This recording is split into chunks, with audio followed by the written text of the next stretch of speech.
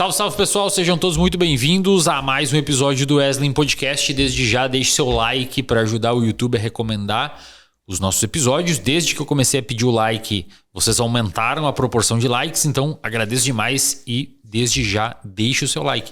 É só dar o like aí que você ajuda o nosso episódio a alcançar mais pessoas e dessa forma eu volto aqui e continuo gravando para vocês. Também inscreva-se no canal, 50% das pessoas que estão assistindo ao podcast não estão inscritas no canal. Então inscreva-se aí pra gente bater 1 milhão de inscritos nesse canal aqui que vai ser bem legal, beleza? Estamos aqui com a Liquids, a nossa patrocinadora deste episódio. A Liquids é uma marca de eletrólito em pó para você melhorar aí a sua hidratação durante os seus exercícios. Eu tomo bastante, principalmente depois dos treinos de corrida. Principalmente no final de semana, quando eu dou aqueles treinos mais longos, 15, 18, 14 km. E você pode usar o cupom ESLEN lá no site da Liquids para você conseguir um descontinho nos seus suplementos, beleza? Hoje nós estamos aqui pela quarta vez, eu acho. Terceira ou quarta vez com o André Rizzuti. Obrigado, meu querido. Eu que agradeço de novo o convite. Valeu demais. Hoje eu chamei o André aqui para a gente ter uma proposta de podcast mais ou menos intitulada O que é saúde e o que não é saúde.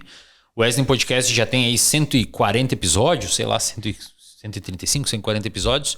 Falamos bastante com diversos profissionais.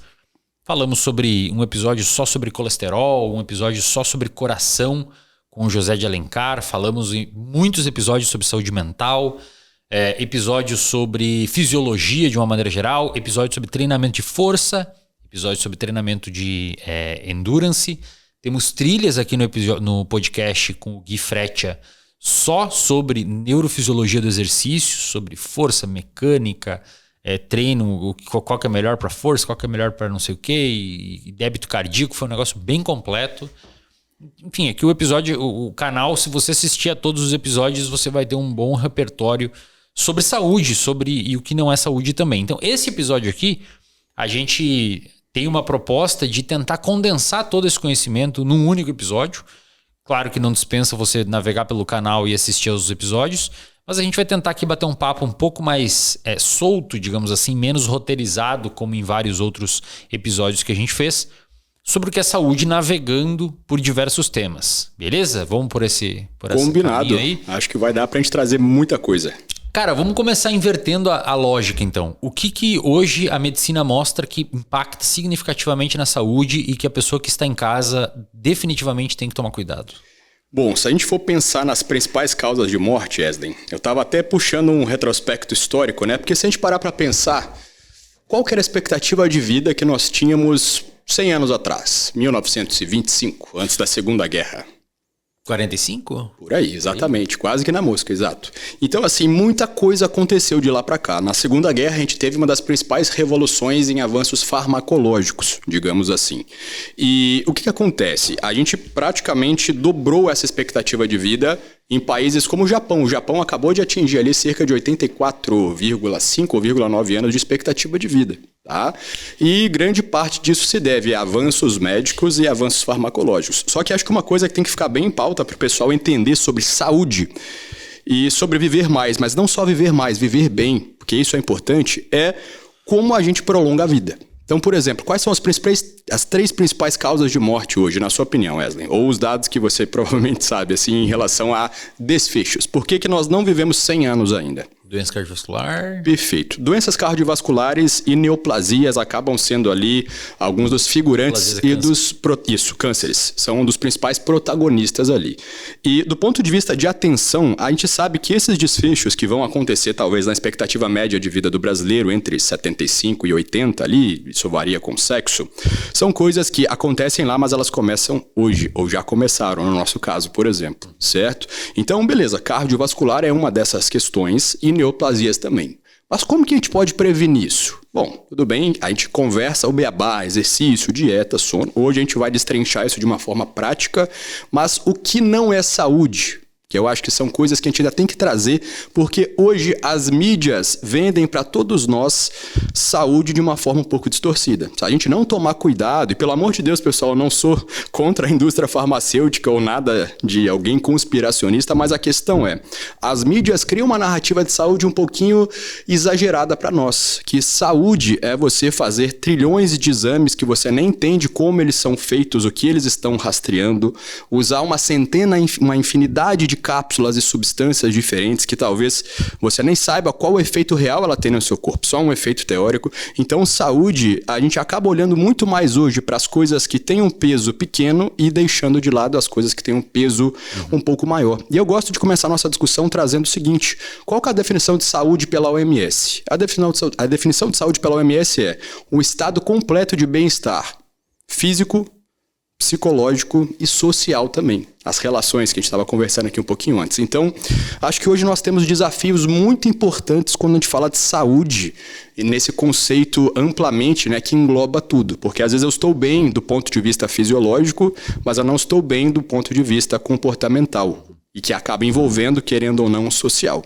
Isso é muito comum no consultório, tá? Eu vou falar para você que grande parte dos pacientes, às vezes, nos buscam cheio de queixas de indisposição, cansaço, piora da função sexual, etc. E os exames de sangue, entre outros, estão todos dentro do que é esperado.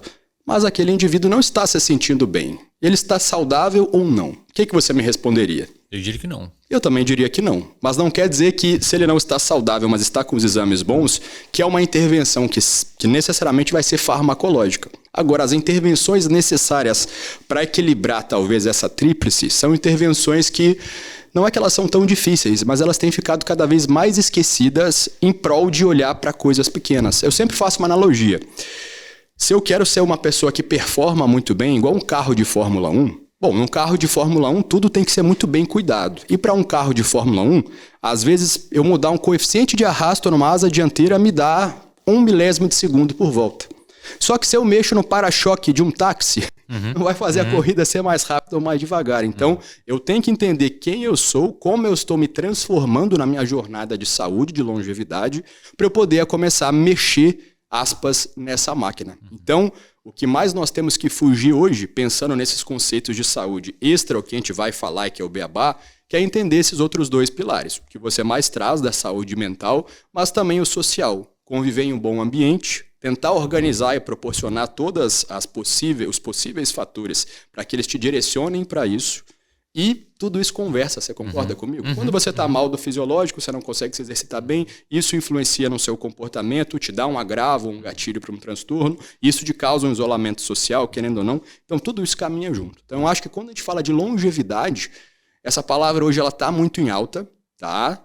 Só que a longevidade real, eu, na minha opinião, acho que a maioria das pessoas começa a buscar longevidade da forma errada. Quando a gente pensa em investimentos, por exemplo, né, a gente conversa muito, estou com vocês na Edros e tudo mais, a gente fala o seguinte, eu sempre consigo alcançar mais retorno, nesse caso, na analogia longevidade, sempre que eu começo antes. Então, a virada de chave é entender o que é longevidade, entender as principais causas que fazem a gente viver menos ou viver mal e começar a cuidar delas desde cedo. E aí, a última provocação que eu vou deixar para a gente discutir mais para frente é o seguinte, a gente sabe que as causas cardiovasculares, de fato, são as que mais nos levam a óbito e encurtam a nossa vida. No entanto, mesmo assim, mesmo para aquela pessoa que não consegue fazer o que deveria ser feito, comer bem, se exercitar e dormir, essa pessoa ela vive mais hoje. Por quê? Por causa de medicamentos. Arrasta, né? Talvez aquela pessoa que fosse falecer aos 60 e poucos por um infarto, uma insuficiência renal, um AVC, por uma diabetes ou, enfim, uma hipertensão, ela vai viver até os 70 e muitos, 80 e poucos. Às custas de usar um medicamento para uma doença crônica e esse medicamento fica crônico. É aí que nasce também muitas pseudociências e coisas conspiracionistas, certo? Mas se eu dissesse que a gente pode tentar olhar para isso desde cedo e aos poucos, eu não sou aquela pessoa que acredita que alguém vai conseguir amanhã implementar todos os fatores para ter uma vida muito longeva. Eu acho que são questões que vão sendo construídas e entendidas também no processo. Né? Então, hoje, se fosse para eu enumerar determinadas questões, ter o equilíbrio. Você não precisa cair na pilha do fitness e treinar 5 vezes na semana a musculação. Mas tem que tomar cuidado para não esquecer de trabalhar o cardiovascular na resistência. Ou também tomar cuidado para não deixar a sua mobilidade de lado, a sua propriocepção. Ou tomar cuidado também para não fazer tudo isso e achar que você estar usando hormônio sem ser reposição é longevidade, porque a mídia traz isso para você e você é um empresário que performa muito bem, está dentro de um meio grande, quando na realidade você não está usando algo ali para a sua longevidade. Então, os entendimentos, além do que um marketing que usa a ciência e distorce ela, esses entendimentos eu acho que eles são o principal ponto de partida para alguém que busca viver mais e viver melhor e não cair simplesmente nessas falácias assim. Você deve vivenciar elas diariamente também nos seus meios todos que você convive. Você acha que hoje a galera que chega no seu consultório, por exemplo, e o que você vê nas redes sociais, principalmente, são pessoas que buscam um hack, muitos hacks para conseguir melhorar coisas que poderiam melhorar, por exemplo, implementando um cardio? Sim, eu acredito que sim. Mas quando eu olho... Ou parando de fumar? Sim. A minha maior questão hoje como profissional, Wesley, é tentar entender o seguinte. Tentar abordar as coisas da seguinte maneira. Acho que é inerente da mente das pessoas buscarem possíveis causas que não são as principais causas para os problemas delas. Acho que isso, assim como casos mais extremos, a nossa mente cria mecanismos para burlar traumas, que é a sua área muito mais do que a minha, até para coisas mais simples, muitas vezes, a gente busca, talvez, não sentir a dor de olhar para a raiz do problema e talvez buscar um problema cuja solução seja mais tangível, entendeu? Então eu estou com esse problema aqui, acho que isso não é porque eu não estou me organizando e é difícil eu sair dessa zona que eu estou. É mais fácil eu buscar tal tratamento, tal cápsula de tal substância. E quando isso vai se tornando muito crônico, fica talvez, não vou dizer que nunca é tarde, mas fica um pouco tarde sim para começar a olhar para onde tudo se origina, que é o que você falou. Não, eu estou assim porque eu preciso coordenar e voltar a dormir bem, porque eu preciso parar de fumar, porque eu preciso fazer exercício. Então hoje eu vejo muitos extremos no consultório. Pessoas que chegam completamente cegas em relação a si mesmas e pessoas que estão com tanta desinformação na cabeça que basicamente elas criaram uma crença quase como uma religião doentia de acreditar em determinadas coisas que não são fundamentadas. Porque hoje, por exemplo, eu vou dar um exemplo extremo, mas pensa que eu sentasse na sua frente aqui hoje e fosse um terraplanista convicto, entendeu? E eu conseguiria, se eu fosse uma pessoa leiga, não entendesse de física, de universo, eu teria pontos que na minha cabeça fazem muito sentido, aquele viés de confirmação, para eu achar que a Terra é plana. E aí de você, se não achar, se você achar que a Terra não é plana, você é burro, entendeu? Então, assim, eu pego também alguns pacientes que muitas vezes eles vêm dessa desinformação e tem um pouco mais de Dunning-Kruger, que são visões de saúde completamente deturpadas. Então, na minha visão, as pessoas hoje, por mais que tenhamos informações, elas não entenderam ainda o que é saúde. Elas ainda estão presas um pouco no curativo ou no paliativo do que no que é o real preventivo. O que seria essa visão deturpada do que é saúde que você vê assim, tipo, a visão... muito músculo ou vai para outro lado? Isso é um ponto muito bom, tá? Porque, por exemplo, hoje enaltece-se muito a massa muscular como algo importante para a saúde e obviamente é. Só que massa muscular importante para a saúde é a massa muscular funcional, né? Por exemplo, nós dois não somos grandes hoje. Mas nós temos mais do que o suficiente de massa magra. O conceito de sarcopenia ele não se define só pela baixa quantidade de massa magra. Ele se define pela funcionalidade dessa massa magra. Tem muitos idosos que talvez são mais magrinhos, mas eles têm uma boa força muscular. Os meus tios que trabalham na lavoura, eles têm um excelente hand grip. É. Né? Eles levantam-se com facilidade, andam, voltam, se locomovem bem. Então a mobilidade, a funcionalidade dessa massa magra, ela é muito importante também. Para você ter uma ideia, até um pouco da minha área, nós temos estudos com esteroides anabolizantes, tá? E que são estudos que mostram que o uso de esteroides anabolizantes em idosos, mesmo sem treinamento e fisioterapia, aumenta a massa magra. Isso é até bom, porque se a pessoa for internada, ela tem mais tecido para ser consumido e não ficar tão debilitada. Mas quando a gente avalia esses poucos estudos que tem, mas são estudos interessantes, a gente vê que quando eu avalio o grupo que teve exercício mais um trabalho clínico ali com algum agente terapêutico, e o grupo que só usou agente terapêutico e teve o mesmo ganho de massa magra, esses dois grupos, na hora que eu avalio questionário de qualidade de vida, mobilidade, eles estão completamente diferentes. Olha só, mesmo tendo o mesmo ganho de massa magra. A qualidade da massa magra, ou seja, a funcionalidade dessa massa magra. Então, assim, com toda essa... Por isso que eu falei um pouco da cultura fitness, porque hoje, quase todo paciente que eu atendo, principalmente os pacientes com sobrepeso e obesidade, parece que o cardio ficou meio esquecido, a relevância dele. Enalteceu-se tanto a musculação, o exercício resistido, que obviamente ele é importantíssimo para força, músculo capta a glicose, melhora a sensibilidade insulínica e entre muitas outras coisas, mas parece que deixou-se um pouco de lado essa questão de entender o equilíbrio de cardio, mobilidade, propriocepção, trabalhar em zonas diferentes, que é o que vai trabalhar o VO2 também no fim das contas, e isso tem ficado um pouco de lado, um pouco pelo momento do Brasil, né? Acho que nos últimos 10 anos a cultura do fitness, cresceu, os números mostram isso de uma forma muito relevante. Então não é massa magra, principalmente quando a gente começa a sair do ponto, né? Então assim, o conceito de saúde estética, ele caminha junto até um ponto. Depois ele se desvia. Legal, e quanto mais você anda, ele vai indo para direções e retas opostas. Boa. Talvez até chegar a um ponto que é 180 graus, cada um para um extremo. Ou talvez... seja, só um parênteses aqui importante. Ou seja, em algum ponto, nesse extremo, a estética é inversa à saúde. Sim. Se você acelerar muito. Sim, se você acelerar muito. E claro que assim, sempre que eu faço as minhas analogias de saúde, estética e performance, eu sempre digo, a velocidade... Dentro dessa analogia, ela pode estar ligada à própria velocidade que você quer um processo, ela pode estar ligada à quantidade de coisas e dose que você usa de alguma coisa, mas a velocidade, do ponto de vista físico, ela sempre vai depender de um referencial. Ou até dois, né? Na verdade. Esse referencial somos nós. Então, talvez para um status de saúde prévio, uma coisa muito rápida não seja tão perigosa quanto algo para esse status prévio um pouco mais devagar. Eu uso muito essa analogia quando eu atendo pacientes que usam hormônios e querem entender um pouco melhor dos riscos ali que eles estão expostos, e não é só sobredose. Um paciente usa X e é um paciente jovem, sem comorbidades. Aí vem às vezes um paciente que caiu de algum outro lugar, que viu no YouTube. É muito comum hoje atender pacientes com obesidade usando muito hormônio, achando que vão emagrecer e não emagrece. É um agente anabólico, poupador de tecido. E ali é um problema muito maior, entendeu? Eu já precisei demitir pacientes por não entenderem como que é o processo de perda de peso, que não é usar testosterona igual às vezes a mídia vende ali. Então, assim, quanto mais a gente sobe nas camadas de menor conhecimento, temos hoje a seguinte visão de saúde, que você já deve ter visto. A gente às vezes vive num ambiente mais seleto, mas eu vou procurar um médico, um endócrino, alguém que eu estou precisando. É muito mais curativo do que, eu vou procurar algum profissional para eu me informar, para ele me dar a visão de saúde que eu preciso para eu me prevenir. E eu sempre, como veículo de informação, eu tento trabalhar com meus pacientes de uma forma muito mais educativa do que uma forma só ser um reles prescritor. Porque para um reles prescritor, a IA vai tomar o nosso lugar, de certa forma, tirando o aspecto ali humano da coisa, entendeu?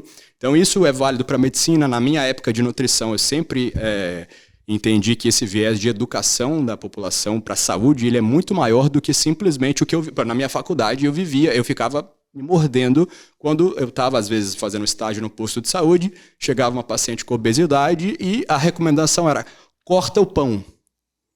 Aí o paciente cortava o pão, continuava com feijão, macarrão, arroz, tudo no almoço, nada de proteína, mesmo quando ele poderia ter ali, sendo mais carente. Então, assim, a gente ainda tem aqui no Brasil uma consciência e informações básicas de saúde muito ruins. Até porque talvez a gente não alimente tanto isso. Ultimamente eu acho que isso tem mudado, esse movimento de influenciadores digitais, trazendo mais ciência. Sempre que um extremo surge, ele vai criar outro, né? Então, assim, querendo ou não, as coisas tendem a se equilibrar em algum aspecto, é a minha visão. Mas ninguém ainda está com aquele olhar preventivo. Você, por exemplo, na minha opinião, pensando em redes em Brasil, é alguém que trouxe esse olhar muito mais preventivo da coisa do que, peraí, eu sou um empresário, eu estou crescendo, deixa eu fazer tudo aqui, queimar cartucho lá para os meus 40 e poucos, eu vou voltar atrás e vou tentar resolver o que eu fiz. Cara, não, às vezes é difícil, às vezes já passou. E aí você só vai conseguir um cuidado de manutenção ou um paliativo, mas você não vai conseguir se reorganizar muito bem de saúde. Determinadas coisas têm um tempo, né? O tempo certo ali. Você falou ali que a definição do OMS é um bem-estar geral, físico, psicológico e social, né? Social. Vamos fazer o seguinte, vamos falar um pouco acho que vai dar uma dobradinha legal. A gente começa falando então dos principais... Cuidado, e aí não precisa se alongar, porque como eu disse pra galera aqui... Mas me segura, porque eu vou te falando. Eu vou brecando. Acelera e aí eu breco, fica mais fácil. Fica no controle. Porque aí a galera, por exemplo, você vai explicar toda a lógica de como que funciona o armazenamento do colesterol numa placa de ateroma, sei lá, nem sei se é assim que chama. Tem episódio aqui do Alex Rafacho contando toda a história da formação do colesterol. Mais direto, deixa comigo. E eu tô falando pra galera também. Viaja aqui pelo canal, tem muita coisa legal aqui que vocês nem têm ideia do que tem aqui de tão massa. Então, assim, ó, vamos começar falando dos principais problemas para a saúde física, fisiológica. Depois a gente entra na parte psicológica e eu dou uns pitaco. E no final a gente faz uma troca sobre a parte social. Perfeito, perfeito. O primeiro ponto, e assim, é difícil falar isso, Wesley, porque quando eu falo do fisiológico, a gente sempre separa as coisas, né? São discussões que eu tenho às vezes. É difícil separar, porque claro. O psicológico é fisiológico, de certa forma. Se eu me estresso, eu aumento meu cortisol. Exatamente. E muito além. Então, assim, acredito que hoje, pelo menos, se a gente for pensar em jovens ou de uma faixa etária que está entrando no mercado de trabalho até talvez os 40, 50, vamos puxar essa massa mais produtiva da população, digamos assim. Os maiores problemas de saúde e mais alarmantes, eles vão envolver do seu lado o comportamento e do lado de cá, peso. Tá? E eu não falo peso pelo estigma ou de coisa de 1 contra 30, não vou entrar nesse aspecto, mas eu digo peso é uma coisa importante. Tá? Os dados desatualizados de 2022 já mostram que 61%, 62% da população brasileira está acima do peso. Caramba, isso é muita 6 coisa. em 10. 6 em 10. Eu sempre falo isso quando eu vou conversar com médicos, eu falo, olha, obesidade não é que não é a sua área. A cada 10 pacientes, 6 pontos. E nos Estados Unidos, para 2040, 2045, a expectativa é que isso possa chegar a 80%, cara. Caramba. Já parou para pensar nisso? 80%? Talvez nesse meio do caminho os medicamentos, que hoje começam a ser até um pouco mal vistos, até mudem um pouco o rumo das coisas. Mas o peso, né? Se for para a gente entrar nas questões sérias acadêmicas, de onde nasce o peso ou a obesidade? Vamos fazer esse jogo de comportamento, porque, de fato, a gente sabe que são pouquíssimos casos que levam, tá, a nós termos obesidade e sobrepeso puramente por causa genética. Você já ouviu falar daquele estudo que eles pegaram 2 irmãos gêmeos, tá, e acompanharam eles no decorrer ali de 15, 20 anos, olharam para trás e viram que ambos têm ali um ambiente diferente e esse ambiente moldou completamente o desfecho final do peso com uma genética igual ali, tá? Então, o que a gente começa a entender? É ambiente. Você fala do ambiente o tempo todo. Mas quando a gente fala de ambiente, sabe o que é mais curioso? Parece óbvio quando eu estou conversando aqui, quando eu estou conversando com Wesley, mas talvez mais de 90% dos meus pacientes que têm sobrepeso e obesidade, eles não observam e não sabem e não têm, talvez, a percepção do ambiente que eles estão inseridos. Sabe uma coisa que é curiosa? A gente não gosta de rótulos, a gente não quer chamar a pessoa, você tem obesidade, você é portador de obesidade. Não é para rotular alguém, mas é uma coisa que ela precisa começar a ter mais consciência. Porque vira e mexe, eu atendo pacientes de 1,75 m com 110, 120 quilos e, eu estou um pouco acima do peso. Não é um pouco acima do peso, é muita coisa. Né? E não é para te criticar por isso, mas é para acender a ideia de, olha, se eu ficar assim, eu talvez vou viver 10, 15 anos a menos, talvez. Tem trabalhos divergentes, mas a questão é que a gente tem mais morbimortalidade, mais doenças e morremos mais cedo.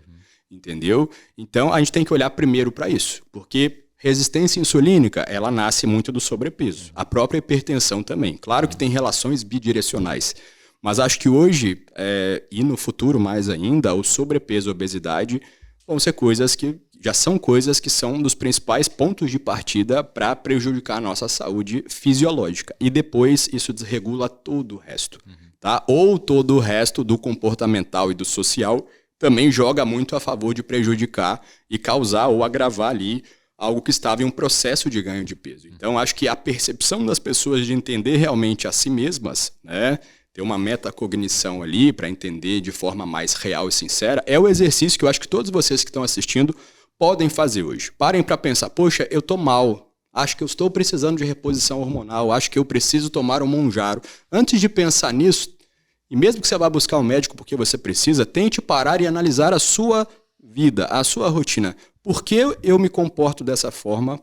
Talvez seja uma resposta que a gente não vai ter a resposta propriamente dita, mas tente entender melhor questões mais entrelaçadas ou causais dentro dos seus comportamentos que te levaram aonde você está hoje. Porque nós, como médicos bons, a gente não quer só te dar uma prescrição, a gente quer identificar isso ou ajudar você a identificar isso para que você consiga, de fato, agir na raiz do problema e não só ali no curativo. Igual, por exemplo, eu estou cortando um ramo de uma praga numa plantação lá em cima, não estou arrancando ela pela raiz lá embaixo, ou pelo menos visualizando que o problema está lá embaixo, para eu criar uma solução conjunta como profissional da saúde ali para resolver aquilo. Entendeu? Então o ganho de peso é O ganho de peso, eu acredito, Wesley, que hoje ele é o principal ponto de partida junto com os problemas de saúde mental, que eu até queria ter uma discussão sobre a sua visão em relação ao que eu penso, já que a gente vai fazer um papo mais opinativo, porque assim, eu sempre tento observar o comportamento humano em uma sociedade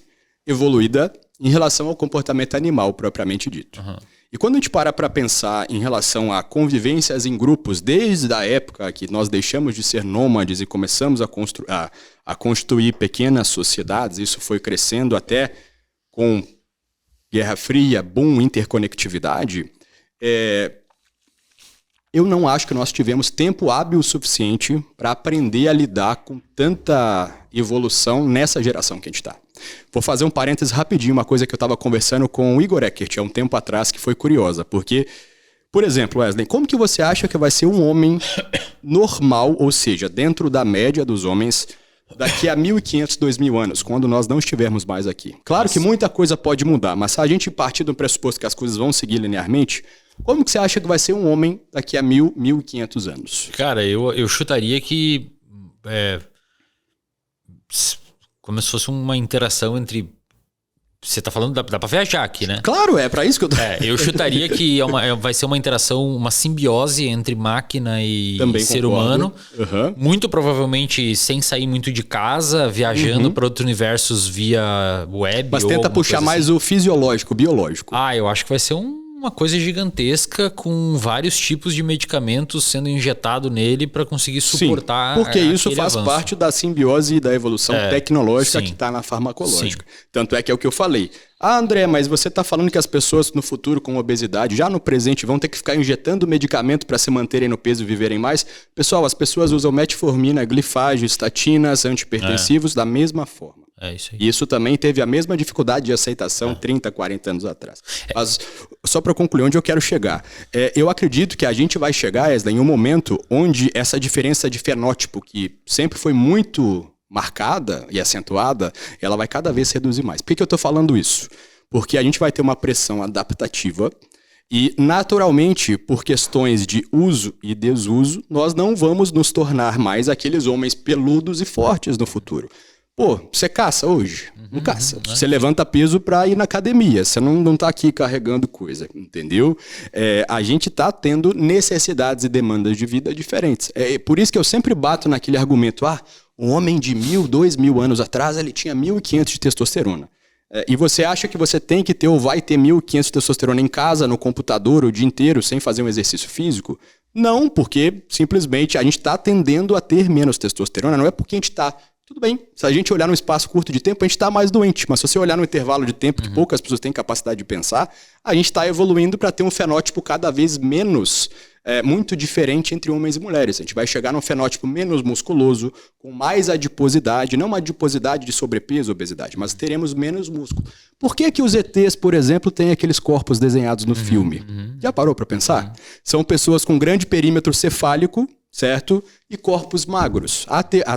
O racional por terem criado isso desde os primeiros autores foi porque são seres viajantes do espaço que passam muito tempo em baixa gravidade, não desenvolvem muscularidade, nem tem tanta necessidade, porque já se tem muita tecnologia. Interessante, cara. E assim, se a gente parar para pensar, é por esse motivo. Não é porque alguém falar, eu vou desenhar um ET cabeçudo e magro. Tudo bem, pode ser, mas isso tem o racional por trás. E é exatamente o que acontece, entendeu? Olha só, eu acho que eu tenho uma teoria, já que a gente está nesse universo. O nosso comportamento, a gente tem vários sistemas cerebrais que fazem com que a gente execute um comportamento que é interconectado com contingências que a gente viveu e vão se armazenando e sedimentando em forma de memória, que traduzem as nossas experiências e aumentam ou reduzem a probabilidade do nosso comportamento voltar a acontecer, segundo a melhor escola que já existiu para explicar o comportamento, que é o behaviorismo. Acho que o behaviorismo pode não gostar da análise do comportamento, que é a aplicabilidade do behaviorismo, mas em termos de filosofia do comportamento, o Skinner, na minha opinião, foi o cara que melhor descreveu como que um comportamento funciona. Ele tirou a ideia de mente, de uma unidade subjetiva, metafísica, que causa o comportamento, e jogou para uma ideia de que se você reforça ou pune, isso aumenta ou reduz a probabilidade, e a integração complexa disso, pintado e salpicado por genética e personalidade e várias outras coisas que, de forma bastante complexa, vão se unindo no seu cérebro e se registrando em memórias durante a sua vida, é o que vai determinar se eu vou gostar mais de água com gás ou água sem gás. Perfeito. Partimos daí. Um grande resumo aqui enfim. A ideia é essa, vamos sair do habitual. Cara, a gente tem vários sistemas cerebrais por onde a gente consegue explicar por onde o comportamento passa, digamos assim. E assim, voltando ao clichê lá no início da minha história na internet, um dos sistemas de neurotransmissores mais simples, um dos menores que a gente tem no cérebro é a dopamina. Sim. Cara, é muito louco assim, porque é um sistema comparado com acetilcolinérgico e com noradrenérgico, por exemplo, ou outros neurotransmissores, mas principalmente esses que são sistemas mais bem caracterizados, principalmente o colinérgico, que foi o primeiro neurotransmissor a ser caracterizado na década de 50, o sistema dopaminérgico ele é relativamente simples, muito simples. E ele é muito friccionário. É um negócio assim que, se você for ver, ele explica a nossa motivação para desenvolver um comportamento de adição, por exemplo. Mas ele também tem uma das vias do sistema dopaminérgico vai para a substância nigra, que faz com que o nosso comportamento ocorra motor, do ponto de vista motor. Tanto é que essa via que é neurodegenerada no Parkinson. A gente dá L-Dopa. Exatamente. A gente dá L-Dopa pro cara para aquela via dopaminérgica, só que às vezes o medicamento atua em outra e causa alucinação, por exemplo. Exatamente.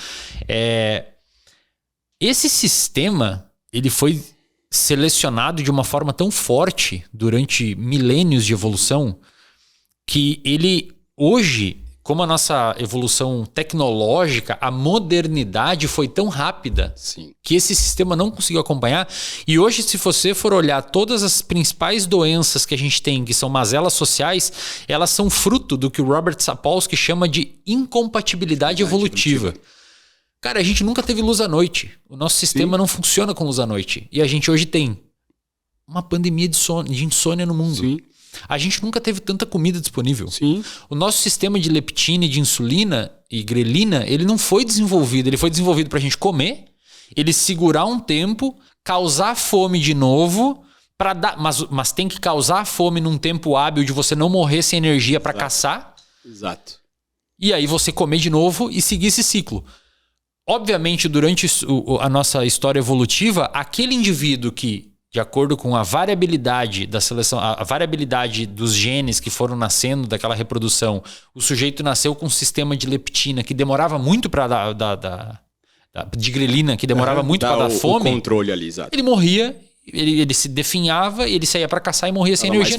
Não selecionou aquele. Então, a nossa evolução foi selecionando um sistema que é perfeito para habitar, é um sistema perfeito para... foi selecionado para habitar num ambiente onde a gente se esforça muito, a gente se exercita muito, a gente não tem prazeres imediatos e a gente dorme de noite e a gente tem muitas relações sociais. E hoje a gente vive num mundo que de 200 anos para cá, depois da Revolução Industrial, tudo isso foi mudando de forma muito rápida. É porque as pessoas às vezes não entendem que uma vida inteira, minha ou sua, de um ser humano, que sejam de 100 anos, é pouco ainda, do ponto de vista evolutivo. Essas coisas demoram para acontecer. E é muito legal você trazer isso, Wesley, porque isso se relaciona diretamente ao que eu acabei de trazer. O sobrepeso, a obesidade, nada mais, nada menos é do que uma consequência deste desequilíbrio nessas vias ligadas à recompensa e também ao controle do balanço energético, entendeu? Então... E aí a gente tem uma outra questão que... todo esse sistema ele funciona muito bem porque a gente tem uma resposta endocrinológica orquestrada frente a estímulos potencialmente nocivos ou nocivos, que é o estresse. O estresse é uma máquina muito linda no nosso corpo. Quando o cara estuda o eixo HPA, a neurofisiologia do estresse, é uma coisa maravilhosa. Só que hoje a gente vive num ambiente que a gente fica estressado estando no sofá por conta da mídia social, por conta dos hates, de ter que lidar com um monte de pressão, boleto e etc, etc. Crises existenciais, a gente foi premiado com uma área do cérebro hiperdesenvolvida, que é o córtex pré-frontal, que nos permite fazer muita coisa, mas também nos permite pensar cenários futuros que nos estressam, sendo que eles ainda nem aconteceram, né? Então o que eu vejo, a gente hoje vive num mundo que é um mundo que se desenvolveu e trouxe diversos benefícios. No entanto, na minha perspectiva, e agora tudo opinativo, nós estamos sendo esmagados pelo nosso próprio crescimento. Isso que a gente nem colocou na conversa, o advento da solidão causada pelas redes sociais, principalmente para os mais jovens. Recentemente eu entrevistei um cara aqui, que é o Emanuel, sugiro que você assista o podcast dele, que ele trouxe dados sobre como que as populações mais jovens estão sendo privadas de desenvolvimento de repertório comportamental por conta de ficar demasiadamente dentro da internet. E isso faz com que o terceiro item da definição global de saúde da OMS, que é o social. Comece a ser impactado. Coisa que antes não era, cara. Sim. Beleza, tinha problema com sobrepeso e obesidade. Começou a subir nos Estados Unidos de 75, mais ou menos, né? Começou a aumentar bastante. Beleza. Problema de saúde mental, ok. É que os dados geralmente são nos Estados Unidos, então tem que citar os problemas de lá. Sim. Torre Gêmeas, atentado, terrorismo, a galera começou a ter problema e pico de TPSD, né? Transtorno de estresse pós-traumático. Mas a questão social, até então, não tinha. A galera brincava na rua. Sim, a nossa geração pegou isso. Agora tem essa, cara. A gente tem a obesidade, a gente tem o problema, a gente tem o problema fisiológico, a gente tem o problema psicológico, que obviamente todos eles são interligados. Sim. E agora a gente tem esse terceiro componente sendo, digamos, corroído, que também é o social. Exato. É um colapso, cara. Eu vejo assim, eu não quero soar. Chegamos a uma conclusão triste no podcast. Mas eu sempre converso com o Bruno. Eu falo, olha só, tudo, na minha visão, tudo. Opinião também, tá, pessoal? Para não meter o bedelho onde não é a minha área. Mas assim, tudo que nós estamos vivendo e vamos viver nos próximos 10, 15, 20, 25 anos são apenas consequências de uma crise social, tá? Que tá talvez ali no início, na raiz das coisas também. Inclusive até questões econômicas, atritos futuros e outras questões em inúmeros campos, eu acho que vai nascer, ou já está nascendo muito daí, e pouca gente tem olhado para isso ainda não olharam isso como um real problema. E claro que com essa vida que culmina em uma necessidade de hiperprodutividade, os pais mais novos que não se dispõem de recursos também não podem, talvez, estar dando ali os estímulos necessários, fornecendo o ambiente necessário, e as mídias acabam sendo uma forma muito fácil de cuidar. Você falou que o pico de obesidade, quer dizer, a ascensão da obesidade veio em 75, final da década de 60, depois que a gente passou por aquelas épocas de atrito, pós-segunda guerra, início de Guerra Fria, começou a corrida tecnológica, etc., uma coisa que começou a evoluir muito foi também a própria parte ali de estudos de neurociências e marketing, né? E quando a gente começou a ter uma seção muito grande de mídias televisivas e depois o negócio desandou em relação ao que a gente tem hoje. Então, assim, todos esses dados, por mais que não sejam causalidades que a gente possa afirmar, tem uma correlação muito forte. Então, eu acho que o próprio fato de estarmos conversando isso é uma coisa muito importante para quem está em casa tentar identificar dentro da própria vida como esses aspectos estão, para onde você está se deixando levar, né? Não só em relação a só tempo de tela, de consumo, de como você cultiva as relações sociais, a qualidade delas, e tudo isso vai uma coisa culminando na outra ali. Eu acho que isso é o principal ponto para a gente pensar em saúde, tá? Senão não adianta, você pode estar tomando suplementos, pode estar com médico, isso, aquilo, mas você ainda não vai estar gozando de uma saúde completa, que eu acho que é uma coisa até muito rara hoje, se a gente for usar esse conceito clássico da OMS, alguém que consiga gozar 100% de saúde fisiológica, psicológica e social. Óbvio que a gente até precisa de um pouquinho de causa ali, estresse, como você bem falou, o estresse ele molda muita coisa, até positivamente na gente, mas o nível que as coisas fica um pouco complicado. E não tem como eu não mencionar, Islen, que quase todos os meus pacientes que chegam até mim com problemas, eles ainda não veem a psicologia como o ponto principal de apoio, que é até mais importante que a medicina nesses casos mais preventivos, ou mesmo que curativos, onde a doença não está no aspecto hormonal aqui ou ali. E aí que a gente tem que entender como criar essa consciência coletiva, além de todo o trabalho que a gente já faz assim de mídias.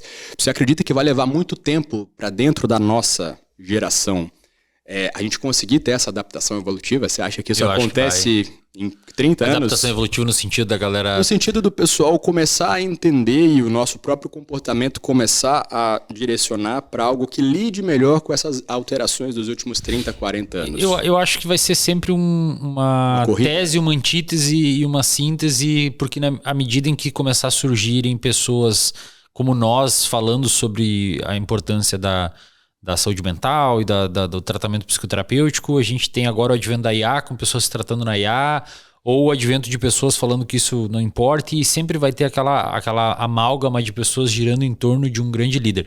O meu maior problema hoje, André, é que assim, não adianta, a gente acaba escoando para esse universo.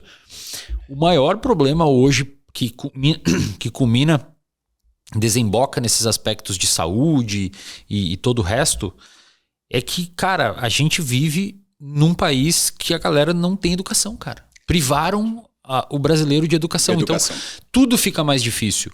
A galera, primeiro, a gente é um dos maiores consumidores mundiais de rede social. Sim. E aí tem uns pesquisadores que cunharam um termo chamado echo chamber, uma câmara de eco. A rede social é uma câmera de eco. Sim. Você fica gritando e ouvindo a tua própria voz porque os outros seguidores ficam te reforçando. Exatamente. E se você não tomar cuidado, você não consegue mais ouvir a opinião alheia. Se a gente extrapolar isso para o campo político, a gente encontra o extremo, que é o mais didático possível. E as pessoas, quando você fala de educação, acho que talvez a grande massa não entenda educação como ela realmente é. O que vem, por exemplo, na sua cabeça quando você pensa em educação? No meu caso vem um monte de coisa de cultura e tal, mas acho que a galera é matemática. Eu acho que a galera pensa sempre, não tem educação, que a pessoa não fez o primário, não cumpriu a cartilha. Não, você não desenvolve pensamento crítico e filtro com o modelo como a gente tem. E eu critico o modelo, eu não acho que esse modelo seja funcional para a sociedade como ela é hoje, entendeu? Então a educação ela vai muito além de cumprir a cartilha, tirar notinha e estar dentro da escola.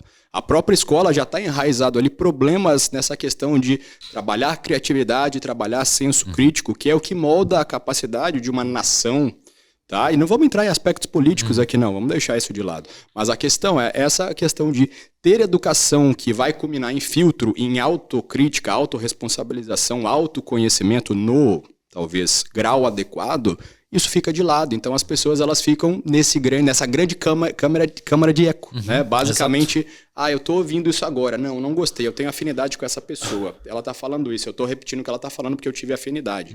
E cara, eu vejo que as pessoas estão igual bolinha de ping-pong em raquetes de opiniões de outras pessoas.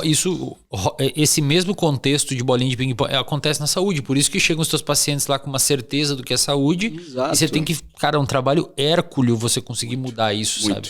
E esse trabalho, por exemplo, eu abro aqui hoje, está fazendo mais. Cara, esse trabalho acaba com a própria saúde mental, quando a gente quer tentar levar saúde para as pessoas, porque as coisas se tornam crenças. A partir do momento que as crenças se tornam um pouco extremistas com algumas coisas, é difícil você tirar isso da cabeça de alguém, entendeu? Então ela faz mal para ela e até para quem está ao redor dela. Cara, eu vou te falar assim, eu tive alguns, já que a gente está indo para uma parte mais opinativa aqui, vamos seguir nesse ritmo do podcast. Até porque cansa falar sempre a mesma coisa. Sim, senão a gente vai ficar no exercício do VO2. O VO2, a gente volta para isso, mas vamos falar. Mas é que já tem episódios aqui, pessoal. Assistem aí depois. Cara, quando eu comecei a falar muito de saúde mental na rede social, a gente criou o reservatório de dopamina, explodiu, falei um monte de sono, hábito, etc e tal. Não, eu gravo as aulas, assim, tanto é que nas lives hoje que eu faço lá dentro do aplicativo, eu sempre volto para esse assunto, inevitavelmente. Sempre cai na parte da capacidade da pessoa de adquirir conhecimento. Não tem como você conseguir emancipar um sujeito em termos de saúde se ele não tem capacidade de entender as coisas. Exatamente. E a gente tem dados, cara, alarmantes no Brasil, assim. São dados mostrando que 65% dos brasileiros não tem capacidade de entender um gráfico de correlação. Um gráfico de correlação, tipo peso, idade, peso, altura, tem uma flecha assim, explique, não consegue explicar. Sabe? Os rankings PISA, matemática, ciência, tudo, literatura, tudo lá embaixo. A gente tá com o êxodo. Pela primeira vez a gente tem menos leitores do que... A gente tem mais não leitores do que leitores. Cara. Já tá em 60 e poucos %. Cara, né? É bizarro, assim, é um negócio, é uma catástrofe. Aí nós somos um dos países que mais utiliza a rede social. A gente vive muito dentro da rede social. Sim, somos o terceiro? O segundo mais. Segundo já? Só perde pra África do Sul, eu acho. São 3 horas e meia em rede social, tirando o WhatsApp e tal, se englobar. O WhatsApp é que daí tem trabalho e tal, né? Aí tudo bem. Mas em rede social são 3 horas e meia em média. Isso é quase que coisa, perto da grade curricular, que era alguns cursos de graduação alguns anos atrás. É muita coisa, cara. É tipo assim, é um turno inteiro do dia, em média, na rede social. Tem gente que fica 8 horas, tem gente que fica 1 hora. Né? Eu acredito. Posso dar mais uma opinião aqui, já que a gente está sendo bem opinativo? Você viveu a ascensão do marketing cada vez mais inteligente nas mídias nos últimos 10 anos. Eu, por exemplo, comecei ali em 2016, pensando em conteúdos e criar coisas, entre outras questões. Mas a gente está com as redes sociais que basicamente elas estão se tornando tudo menos sociais. Basicamente virou uma espécie de um lugar onde você busca o que você quer, ou é um esgoto de opinião ou de confirmação e de muito marketing também. E as ferramentas para venda, elas evoluíram demais entendendo o nosso comportamento, a própria forma como os algoritmos são moldados. Mas na minha visão a gente está de certa forma se colapsando com isso. E talvez esse próprio mercado não se sustente tanto tempo, a não ser que coisas cada vez mais deletérias vão sendo criadas. Cara, eu acho que se sustenta. Eu discordo da tua análise. Mas em quanto tempo? Eu acho que isso sustenta, mas talvez vai se tornar cada vez algo mais complexo e difícil de voltar atrás, ou não? Ah, não, isso sim, com certeza. Eu acho que isso sim. Mas é que esse mercado de... E aí, obviamente, tem que separar universos, né? Eu, por exemplo, aprendi inglês por causa da internet, da rede social. Da rede social. Eu comecei a seguir a galera do inglês, me despertou interesse em aprender inglês e eu fui aprender inglês. Eu conheci várias pessoas na neurociência que me deram várias oportunidades por meio da rede social. O problema é que essa echo chamber, o fato, cara, e aí tem uma discussão cultural, o fato do brasileiro, nós nos importarmos demasiadamente com o que os outros pensam, com o que os outros estão fazendo. Por isso que MasterChef, que eu inclusive adoro, Big Brother, que eu não gosto, Fazenda, que eu não gosto, mas esses programas onde nós assistimos o que as outras pessoas estão fazendo e está dando atrito, e inclusive os programas têm dinâmicas para causar fofoca e atrito. Esses programas explodem na América Latina, principalmente no Brasil. Sim. Explodem, são todos importados de fora, claro, explodem. Podcast explodiu aqui. Esse tipo de conteúdo onde nós enxergamos o que os outros estão fazendo, explodem. Quando você vai ver os principais Instagrams do Brasil, cara, são Instagrams ou fofoca, choquei, alfinetei, sei lá quais são, pop não sei o quê, de fofoca, que tá falando de alguém. Léo Dias, uma galera que é só... Cara, é fofoca, fofoca, fofoca. O que tá acontecendo no mundo do pop, de subcelebridades. Ou grandes cantores, artistas, etc. Que beleza, ok, estão fazendo a arte dele, mas geralmente é uma coisa muito quente, calorosa, sabe? E isso, na minha opinião, é uma das coisas lindíssimas do Brasil. A gente consegue ter uma energia muito grande, reconhecida no mundo todo, sobre como o nosso povo é quente. O nosso povo é caloroso. Pô, você vai pra Minas, a pessoa convida você pra entrar na casa dela. Pra comer um pão de queijo, né? É bizarro, assim, é uma confiança muito grande. E isso traz coisas muito bonitas do ponto de vista cultural. Carnaval, a gente tem coisas lindas que surgem disso. Só que, infelizmente, quando existe um universo onde as pessoas conseguem entrar e o algoritmo reforça, e a galera tem essa incapacidade cognitiva de entender que aquele sujeito que mostra 60 segundos da vida dele na internet e tem uma barriga chapada em Trancoso depois de ter 2 filhos e tá feliz e não tem insônia por causa dos 2 filhos, é porque essa pessoa tem dinheiro e 3 babás e você não consegue perceber que você não é essa pessoa, aí você se sente mal. Sim. E aí você compra o produto dela para você ser parecida com ela. Porque ela comprou uma Porsche e você... Por isso que eu tô dizendo, eu entendo a tua tese, mas eu acho que isso não vai colapsar, André, porque esse negócio das mídias e dos produtos digitais no Brasil, principalmente que vendem estilo de vida e não conteúdo, diferente do RD, do MPBE, que vende um conteúdo de fato acadêmico e tal, ou mais opinativo, mas centrado dentro de uma lógica de raciocínio. Mas esse negócio que vende estilo de vida, sou rico, compre meu produto para você ficar rico, eu acho que eles vão demorar para acabar ou colapsar, porque eles mexem no mesmo sistema que nicotina mexe. Mas que eu falei mexe. Colapsar não no sentido de acabar, mas colapsar de colapsar cada vez mais a saúde mental dessas pessoas que alimentam isso. Então concordamos. Porque eles vão ser cada vez mais obrigados a criar essas questões de atrito ou de coisas para atrair essa atenção. Só que, cara, as pessoas que não conseguem tirar um pé disso de vez em quando, isso me preocupa muito. E, de novo, mexe naqueles mesmos sistemas de vício. Não é um vício, mas a pessoa está instigando... Sim, sabe, sistema que te dá um alerta. Cara, ao ponto da Deolane Bezerra, sei lá se é Bezerra o sobrenome, ter sido presa e uma moça infartou não sei aonde, lá preocupada com... Você tá brincando com isso. Cara, um negócio assim... Cara, sabe, é um negócio... É um exagero sobre o que tá acontecendo na vida dos outros, que a pessoa, ela não consegue deixar de entrar na internet para estudar pro concurso que vai tirar ela daquele lugar ribeirinho que tem esgoto no lado, porque ela... tem que olhar o que estão fazendo na internet, se não estão FOMO, sabe? Eu tô perdendo alguma coisa, eu tenho que ver o que tá acontecendo no story da Virgínia, e aí tem um esgoto passando lá da casa dela. E isso tudo você acha que nasce dessa falta de educação genuína, eu acho esse senso de percepção? Eu acho que é uma amálgama gigantesca de vários fatores. Acho que esse é o principal, porque se a pessoa se emancipa em termos de quem ela é, onde ela tá e o que ela pode fazer. Emancipação e qual que é intelectual que você diz, emancipação intelectual. E qual que é a distância dela para essa outra pessoa e, portanto, não ter que se comparar, mas talvez se inspirar. Isso acho que é o primeiro ponto. O segundo ponto, eu diria que tem raízes Cara, raízes culturais, como eu disse. O fato da gente ser um povo calorento, isso se transforma na internet, se transfere pra internet. Sim. A gente quer ver e fofoca e conta pros amigos o que tá acontecendo no Instagram da fulana de tal. E isso começa a tomar conta da tua vida fora da internet. Sim. As tuas relações começam a se pautar no que você tá... pelos interesses. Exatamente. E pelas coisas. E aí tem um sociólogo brasileiro que eu adoro e cito lá dentro do reservatório de dopamina com frequência, que é o Sérgio Buarque de Holanda. O Sérgio Buarque de Holanda escreveu um livro maravilhoso na década de 30 chamado Raízes do Brasil. Nesse livro ele introduziu um termo intitulado O Homem Cordial. O Homem Cordial do Sérgio Buarque de Holanda, ele designou esse termo para criticar o agente público, né, o servidor público, mas a gente pode usar para outros cenários. Cordial não é o que comumente a gente conhece de educado e tal, é de coração, de cordes, de coração. O brasileiro, nós somos um povo, e isso tem um aspecto positivo, insisto. Sim. Nós somos um povo que a gente coloca a pessoalidade acima da instituição e da formalidade. A gente é sempre muito informalzão, sabe? Tipo, tu não conhece a pessoa e tu chama ela de irmão. Esses dias eu tava assistindo o Operação Fronteira do Brasil, sabe aquele que os caras filmam pegando droga e tal? Chega o cara de carro e... Ô chefe, o policial chamou o cara de chefe. Ô chefe, tem como dar chave aí?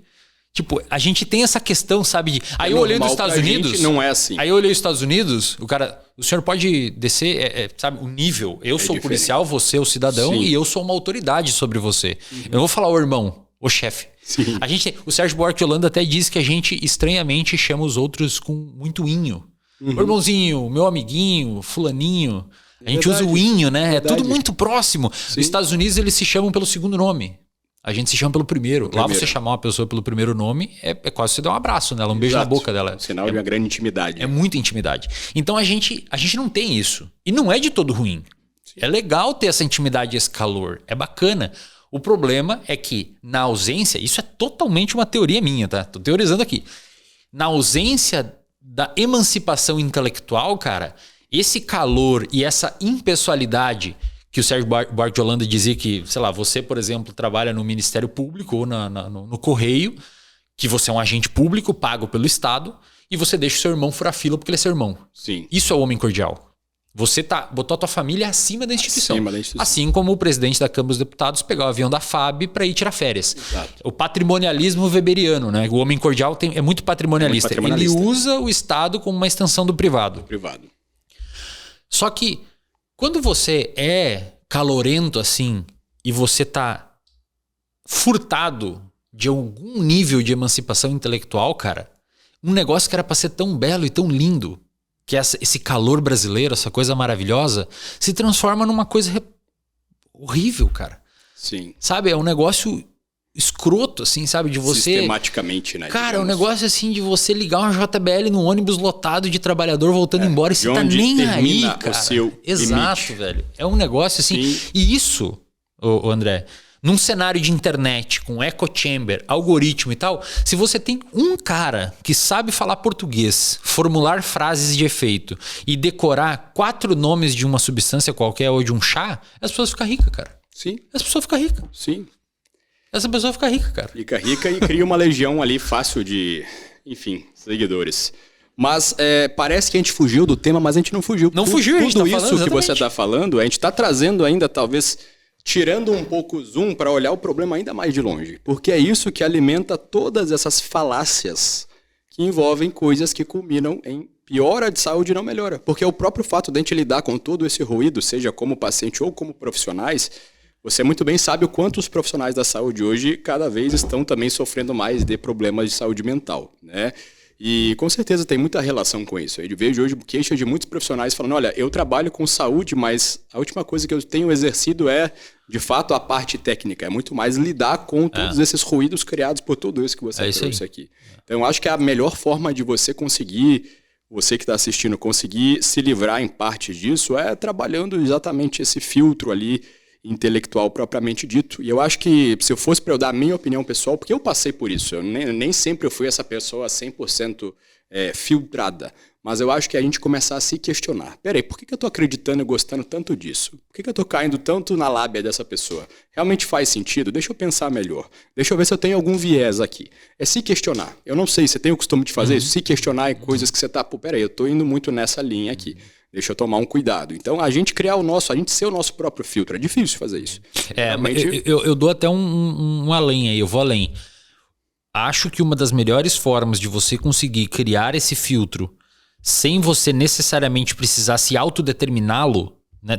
Sem você autodeterminar o seu filtro, é ler, cara. Ler muito, velho. Exato. Ler todas os prismas, todos os lados... Conhecer vários livros, Quando eu comecei a estudar, eu sempre conto essa história, né? Eu comecei a entrar no mundo porque assim, eu não era pra eu estar na área da saúde, era pra eu ser, ou pra eu estar mexendo com carro, ou pra eu estar na parte de computação. E aí, porventura, por eu ter ido muito para a parte de computação, ganhado peso, ter me tornado um adolescente em uma época da minha vida acima do peso, eu comecei a querer ir para academia porque o Júnior, que era pai de um amigo meu, deu abertura. Ele era dono, era amigo da família. Naquela época já tinha esse preconceito com jovens treinando. Hoje, pessoal, vocês não fazem ideia como era 15, 20 anos atrás. Né? Dizia-se que você ia parar de crescer se você treinasse desde cedo. E lá dentro eu comecei a ouvir muita coisa. Claro que isso é uma coisa mais inata minha, daquela voz. Poxa, fulano falou que, criança, a vovó não deixa nadar depois do almoço porque faz mal. Por que faz mal? Me explica esse direito só porque ela falou? Não vou aceitar porque ela falou. Isso foi desenvolvendo. Só que quando eu comecei a tentar precisar ler e puxar um filtro melhor, é exatamente isso que você falou. Leia coisas diferentes, de fontes diferentes, porque você vai acabar pegando uma série de opiniões diferentes. E a partir do momento que você amadurece e para de querer ouvir a opinião porque você gosta da pessoa, mas sim você tenta peneirar aquelas informações, isso aqui faz sentido, isso aqui coincide, isso aqui é completamente oposto. Você começa a criar a capacidade de olhar uma mesma informação por óticas diferentes. E aí depois isso você vai refinando, porque também não é do dia para a noite. Claro que alguns têm mais facilidade, outros não, mas acho que ler muitas fontes, pontos diferentes, isso ajuda muito, cara. Eu acho que isso é muito bom. E olha como aqueles três compartimentos da OMS, né? Saúde física, psicológica e social estão interconectados, porque o social, se você é esse homem cordial que vive dentro da internet 4 horas por dia, navegando no Reels, vendo conteúdo superficial, treta, fofocando na vida dos outros e não consegue ficar sem entrar um dia no Instagram porque tem medo do que a Virgínia fez e você não descobriu e tá perdendo alguma coisa importante, cara, você vai começar a criar um estilo de vida provavelmente sedentário. Sim.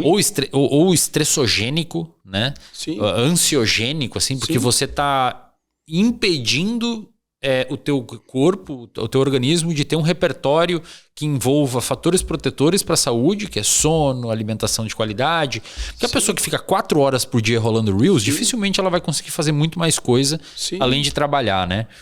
E aquilo ali começa a te causar uma sensação de você se comparar com as pessoas que estão ali dentro. Isso vai ser Esse estresse vai fazer com que você tenha mais dificuldade de fazer dieta, mais dificuldade de treinar. Aí você treina, mas você não tem aquela barriga shapeada porque você não sabe que ela fez lipo. E aí, cara, começa a virar uma bola, velho. A sua cabeça vira uma bagunça do ponto de vista de entender o seguinte. E aí entra aquele sistema, né? Esse sistema que você explicou bem pra gente. De alguma forma, dependendo de como você é exposto a algo e como aquilo é absorvido, emoções geram necessidades de resposta, né? Nossos circuitos ligados a comportamentos de busca, enfim, comportamentos hedônicos muitas vezes. Claro que se a gente não for entrar muito na bioquímica, mas basicamente essas comparações que geram frustrações, que moldam, querendo ou não, nossa resposta fisiológica de acordo com o psicológico, isso vai muitas vezes culminar nessa necessidade de alívio, que aí entra esses comportamentos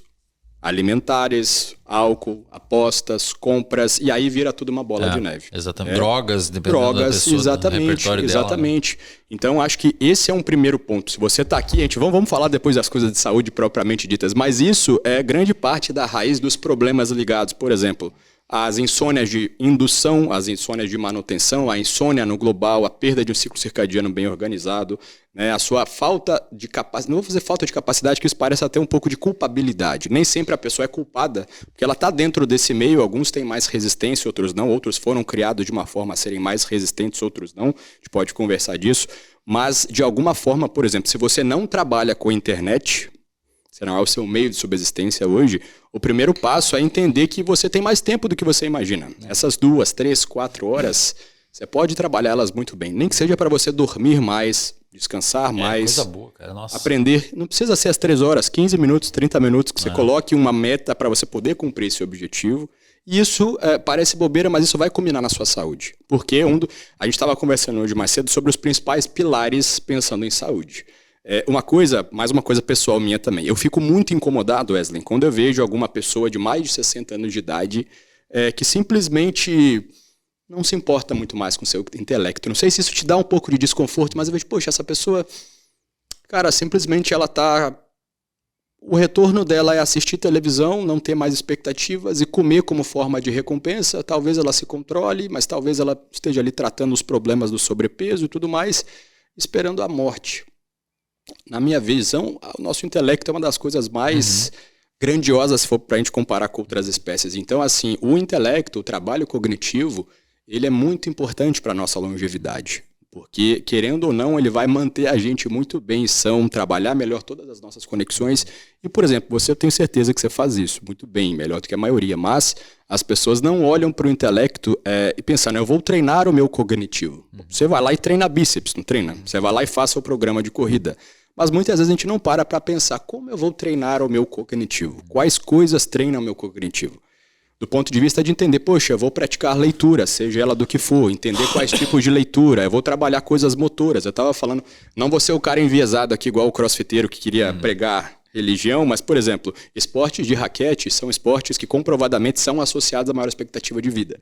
Não é porque é melhor do que os demais, mas é porque a gente trabalha muitos domínios ao mesmo tempo, tanto osteomusculares e cardiológicos, cardiovasculares, mas a gente trabalha muito também o domínio motor fino, né, que é a propriocepção, que é você não correr só para frente e para trás, deslocamento diagonal, deslocamento lateral, a propriocepção de movimento swing, movimento a bolinha composto, vindo na velocidade, tem que calcular. você está determinando trajetória. Então tudo bem, tem outras coisas. São esportes que trabalham o cognitivo muito além de erguer um peso também. Então, às vezes quando a gente fala pratique exercício físico, essa acho que é uma recomendação muito vaga. Tá? Hoje, para os meus pacientes, por exemplo, eu tenho recomendado muito mais, olha, matricule em algum esporte, faz alguma coisa nova, dá moda ou não, mas isso te traz outros benefícios extra-esporte. Porque você concorda comigo que nós não somos robôs? Todos nós precisamos de alguma válvula de escape. Eu tenho as minhas, você tem as suas. Claro que a maioria das válvulas de escape acaba se tornando alimentação desenfreada, apostas, consumo, drogas.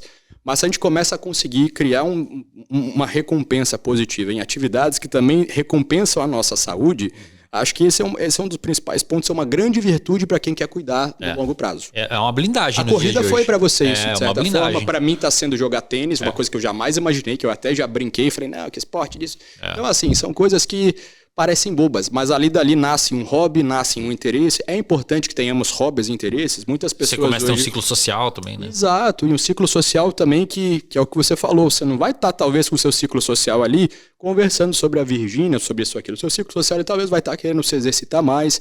E aí, isso é o que a gente lê no livro como mudança do estilo de vida. Né? Porque pegar uma pessoa que não está afim de fazer exercício, de fazer dieta, e não entende na essência aquilo, não é uma prioridade entendida...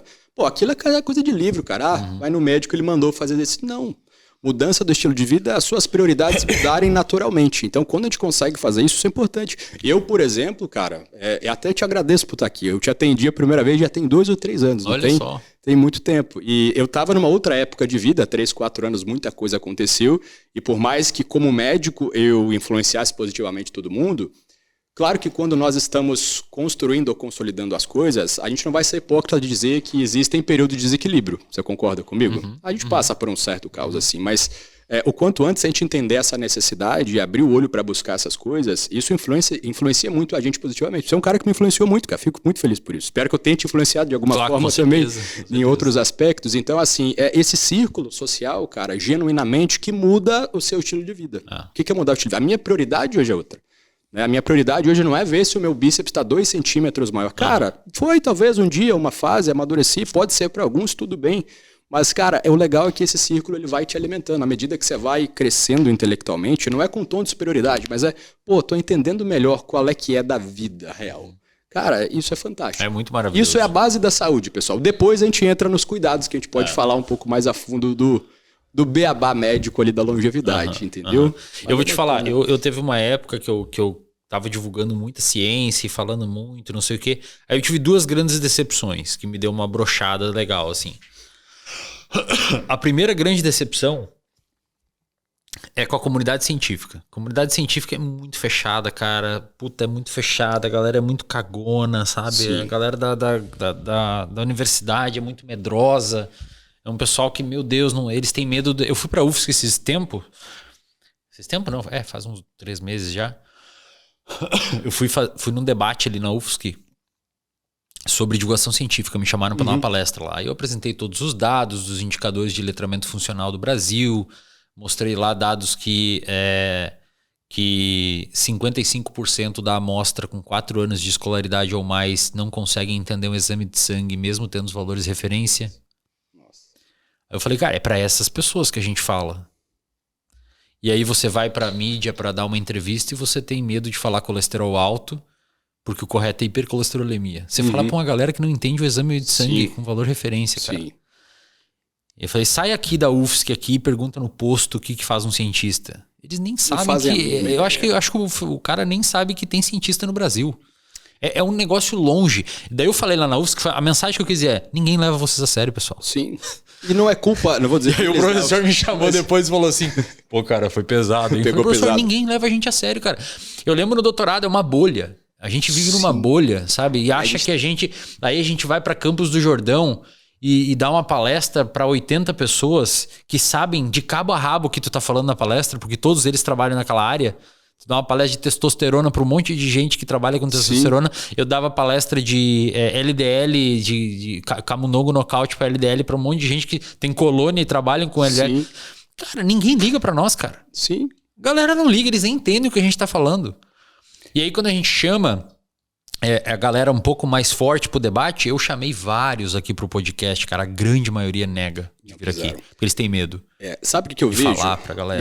O problema é o quê? Essa bolha precisa ser furada. Só que essa bolha tem que ser furada de dentro pra fora. Não sei se você concorda comigo nessa. Porque assim, claro. O meio acadêmico, eu já romantizei muito com ele também e me decepcionei muito, pra ser bem sincero, já que a gente tá abrindo bem o jogo de tudo. Por quê? A gente tem essa coisa de querer manter a bolha. E, cara, o cientista, talvez ele tenha que entender que a ciência não é só para o cientista. Por mais que a gente sempre soube que a ciência é útil para toda a população tem que entender o que é ciência, é exatamente o que você está trazendo. Só que aí entra o problema do que o cientista deveria ter e muitas vezes não tem. A ciência parte do pressuposto da imparcialidade. Só que, cara, o que a gente mais tem dentro da ciência e do academicismo é o viés de autoridade, né? Muito do ego, você sabe bem disso. Talvez até tenha vivido num bom ambiente, eu acho que o cientista consegue ser mais egóico que o empreendedor, cara. O que é muito difícil você ter mais ego que o empreendedor. Exato. O cara que ostenta na internet, quanto ele fatura no ano publicamente, tu tem um ego maior que esse cara. Exato. Então, assim, isso impede com que nós tenhamos o quê? Uma grande disseminação de informações. Porque talvez pessoas boas... ou não querem nem disseminar, não estão nem aí, querem só de fato estar com a mão na massa e foda-se o resto, entendeu? Ou acham que a ciência é só pro cara da cadeira. Não, a ciência ela deveria e deve ser acessível a todos. A partir do momento que as pessoas começarem a entender o que é ciência e o que é método científico, a população cria filtro, entendeu? Cara, exatamente. Eu desanimei muito com medicina, muito por causa disso, cara, porque queria ajudar, queria divulgar, e tava lá... Cara, barreira, viés de autoridade, isso, aquilo. Mesmo que nós dois vamos deixar modesto lá em alguns aspectos. A gente não é, talvez, igual uma grande maioria. A minoria, às vezes, sofre por uma outra maioria. Mas, cara, são coisas que não fazem sentido, entendeu? O que acontece. Pô, já teve trabalho meu que nunca me convidaram para apresentar, mas apresentaram no congresso por questões de rotulagem, de título, entendeu? Pô, não, vou ajudar, não tô criticando ninguém. Então, assim, são coisas que acontecem, vão acontecendo no somatório de coisas dá uma brochada. Que acabam estando muito relacionadas ao mercado em si, ao viés, ao ego e ao que é o mundo real, digamos assim. E aí a minha segunda decepção, essa foi a primeira, com a divulgação e tal. Qual que foi? A minha segunda decepção, cara, é entender que beleza, a primeira foi essa. A galera da academia, via de regra, medrosa, com ego, se colocaram numa torre de marfim, vivem como se fossem as pessoas mais importantes do mundo e a sociedade não conhece quem são eles e tal, etc. Eu falei até com o Clóvis aqui, na entrevista, ele falou que se juntam, foi esse exemplo, chegou num Campo de Jordão, palestram entre eles e não tem ressonância nenhuma na sociedade que eles falam. E a segunda grande decepção foi que Como a gente vive num universo de pessoas privadas de conhecimento, para você conseguir fazer um discurso minimamente técnico, chamar o interesse dessa galera, tu tem que ter ou um sensacionalismo muito exagerado, tipo aqui no podcast. Eu falo abertamente, a gente bota várias thumbs sensacionalistas aqui. Tem episódio com o Jean, por exemplo. Tem 1 milhão de views o episódio com o Jean, que ele discutiu as limitações do DSM, do transtorno, do Manual de Transtorno de Diagnósticos de Transtornos Mentais. Ou seja, tecnicamente, a thumb deveria ser limitações da classificação nosológica em psiquiatria, em psicologia. Ninguém clica nessa bosta. Não vai. Aí a thumb foi, da onde surgem as doenças mentais? Sim. E a gente não falou disso. E tá bem controlado ainda. Foi ok. Tá bem aí tem outra, o que todo bipolar faz essas 3 coisas. A gente não falou de 3 coisas que todo bipolar faz. Sim. Mas o episódio tem quase 1 milhão de views com o Renato Silva, que é um dos maiores especialistas em bipolaridade. Então, você tem que jogar um sensacionalismo para alcançar essa galera. Esse é o primeiro ponto que dá uma brochada, porque se você quer alcançar muita gente, tu tem que acelerar muito no sensacionalismo. Eu falei, não, cara. Faz sentir mal também. Eu falei, não, eu tenho um limite. Eu consigo ir até aqui. Já acelerei no passado mais vezes, principalmente quando eu fui muito podcast, acelerava exemplo. Falei, cara, não dá. Aí o cara começa a se perder o que você está distorcendo para ser sensacionalista e você já não consegue mais entender se o outro cara está entendendo o que você de fato quer dizer. Aí eu falei, não, isso aqui... E isso broxou demais. Assim, falei, cara, eu não consigo alcançar a galera se eu não for um escroto. Sim. O público demanda porcaria. Eu acho que é o equivalente ao músico, sabe? O músico hoje, se ele for muito técnico, ele não vai ter audiência no Brasil. Tem que fazer uma porcaria de uma música para ter audiência. Então é uma dor meio parecida. E aí isso me broxou. Essa foi a minha segunda decepção. A primeira foi com a galera da academia, a segunda... E aí uma das formas de eu tentar resolver esse universo foi criar o podcast. Sim. Falei, então beleza, vou criar um espaço meu para trazer a galera técnica, tentar destrinchar deles de uma forma mais didática e consigo controlar a thumb de uma forma sensacionalista no que der ali para não me sentir tão mal. Mas, cara, é muito difícil, cara. É muito difícil. E aí entra no que eu falei, quando eu quis dizer colapsar, é que cada vez isso vai se tornando mais difícil. Cada vez nós que queremos entregar isso, a gente vai perder espaço ou vai ser forçado a ir para esses gatilhos difíceis assim. Mas é bom, cara, que é o tamanho do podcast. Exato. Eu acho que se você chegasse para mim quando você foi criar aqui e tivesse falado dessa ideia, eu daria força, mas eu não imagino que cresceria tanto assim, conhecendo o mundo, as coisas como elas são. Eu fiquei positivamente impressionado com o tamanho que virou. Sim. Foi uma coisa muito positiva, assim, surpreendentemente positiva. Mas... Posso puxar um gancho disso? Claro. Que aí é uma outra coisa que vem em mente também. Hoje eu discuto muito isso, eu estava conversando outro dia até com meu pai sobre como as dinâmicas de trabalhos, não só trabalhos de cargos, mas até o próprio comércio, ele basicamente está se perdendo. Se você vai numa cidade de interior, por exemplo, algumas pequenas lojinhas de comerciantes de 30, 40 anos atrás estão sobrevivendo, mas basicamente o e-commerce ou você tem um omnichannel, alguma coisa diferente ali mista, está ganhando espaço. A questão é, nós que já temos a possibilidade de sair ou ficar ao mínimo nisso, a gente pode se dar esse luxo. E mesmo assim não é tão fácil, não é tão simples. Mas e quem hoje tem essa visão que nós temos, mas ao mesmo tempo, por exemplo, a grande maioria dos profissionais da saúde que lidam com produção de conteúdo, eu acredito que eles compartilham das nossas frustrações em alguma magnitude. Como conseguir lidar com isso, Wesley? Se você ainda está na sua trajetória de necessidade e crescimento. A pergunta é difícil. Sim. Mas eu queria jogar essa pergunta para você. Cara, eu vou te dizer, eu iria para uma vertente de tomada de decisão normativa, moral, bem utilitarista. Eu não seria um deontológico nesse cenário. Tipo assim, ó. O que eu quero dizer com isso? Se eu fosse um nutricionista que estivesse lá no início, preciso criar conteúdo no Instagram para conseguir divulgar meu trabalho e conseguir ganhar dinheiro para ter previsibilidade financeira. Eu abriria um pouco o leque do sensacionalismo para trazer gente para dentro do meu perfil e dentro ali eu tentaria trabalhar um conteúdo mais acadêmico, mais técnico. O plano que eu teria, tá? Atenderia o máximo possível enquanto tenho saúde, mantendo os pilares necessários com a saúde mental e física e social no basal mínimo possível para não enlouquecer, viveria um estilo de vida muito, muito mais baixo do que eu tô faturando, investiria todo o resto do dinheiro... Tá descrevendo minha vida, cara? Eu tô escrevendo a minha.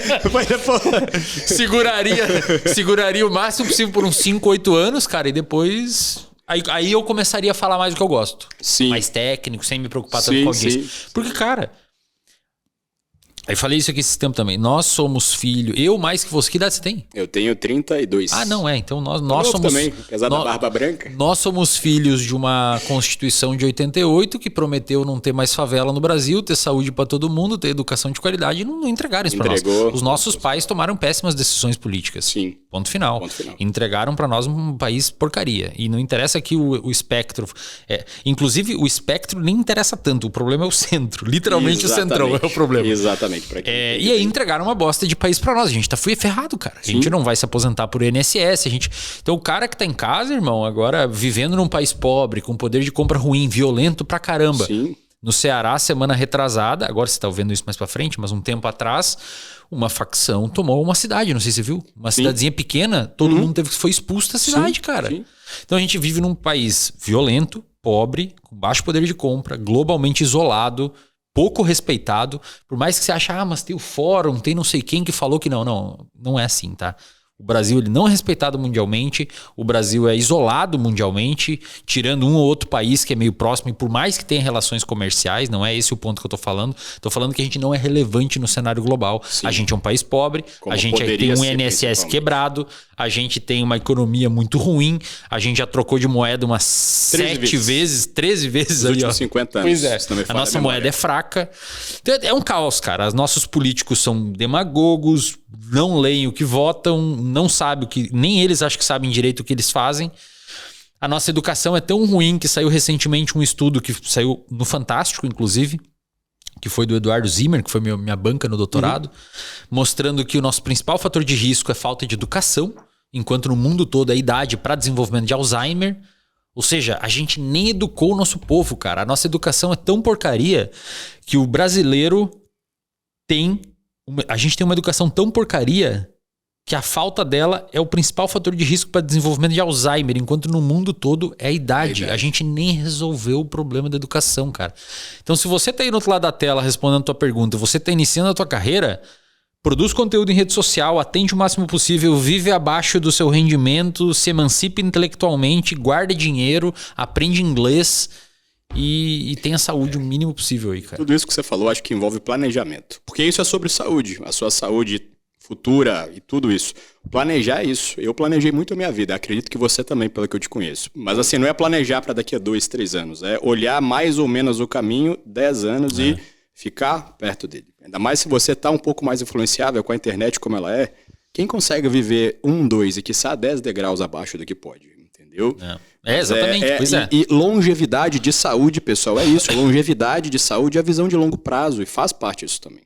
Tá? Aquela filosofia jovem, né, de só se vive uma vez, estatisticamente você provavelmente vai viver 76 anos ali, ou 79 anos se você for mulher. Então, tirando questões assim atípicas... Fica calmo nos 21, né? Você não vai acabar a tua vida. Fica calmo, você vai poder ter todas as suas experiências, tá? Estatística. E assim, eu acho que esse é o principal ponto. Até pra gente tocar em longevidade e boas decisões que culminam em saúde... acho que uma das coisas que mais foi importante para minha vida também foi aprender a tomar decisões de cálculo de risco e retorno. E cálculo de risco e retorno em tudo, seja no investimento, numa decisão de carreira, numa escolha de saúde. Tudo isso eu acho que é muito importante e exatamente pela essa ausência de educação e de noções do todo, a gente não é bom em tomar decisões de risco-retorno. O risco não é só o investimento. Eu vou depositar quanto tempo aqui e qual tipo de retorno, não só financeiro, que isso vai me dar. Se a gente começar a colocar essa balança na equação, isso vai ser muito bom. Você vai tomar decisão de saúde, de usar um medicamento, você realmente consegue colocar todos os fatores nessa balança de prós e contras. Quanto mais você refinar essa balança e calibrar ela, acho que mais isso contribui para que essas decisões culminem em uma melhor saúde.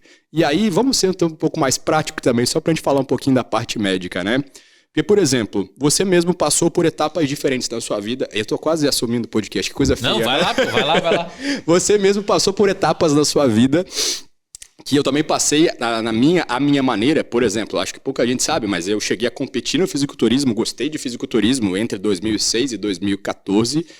Foi muito importante para mim. Hoje eu olho para trás e, cara, eu não vejo sentido naquilo. entendeu? Mas para mim aquilo já foi algo relevante um dia. Você já gostou muito também de treinar, passou pela fase da corrida, tá nela, se tornou algo que faz parte, provavelmente vai fazer pelo resto da sua vida, voltou a treinar ou treina por saúde, ainda não é o foco principal.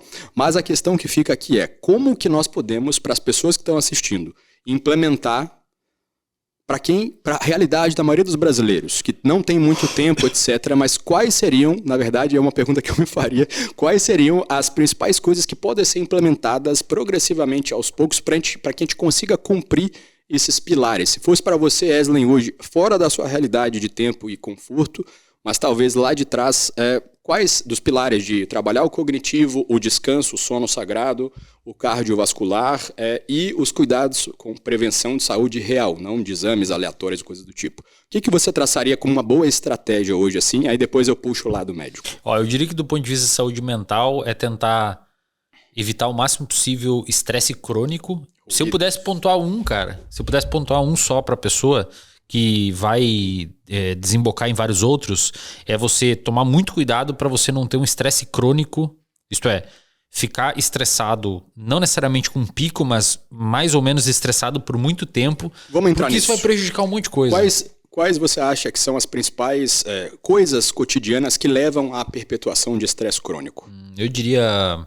Dívidas, talvez? Dívidas, acho que talvez até questões de barulho, dependendo de onde a pessoa mora. A gente tem dados mostrando que isso aumenta um pouco o estresse. Incertezas de uma maneira geral, você não saber se vai ter dinheiro mês que vem para comer. Que é uma das principais coisas que trazem problemas. Sono ruim aumenta, a gente tem, e vice-versa, né?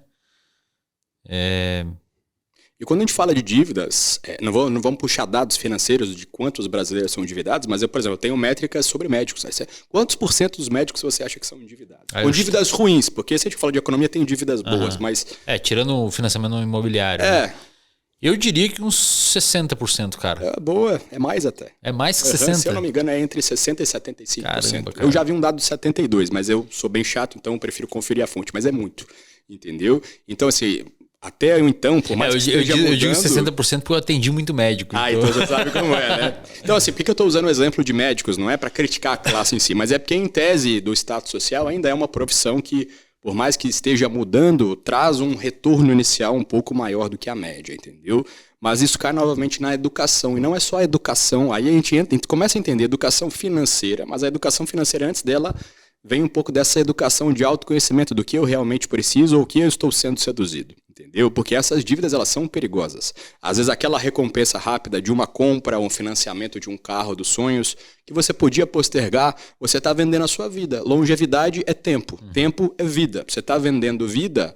Tá, eu já cansei de ver inúmeros médicos calculando o preço das coisas, Eslen, pela quantidade de plantões. Isso aqui me custa 4 plantões. Cara, você tá vendendo 48 horas da sua vida em troco de sei lá o que, comer uma experiência. Beleza, uma experiência, a gente tem que ter experiências, mas a racionalidade aqui ela fala mais alto. Eu acho que hoje, assim como para mim, acho que para você também, conseguir trabalhar essa racionalidade, às vezes até um pouco exagerado em alguns momentos, foi o que mais...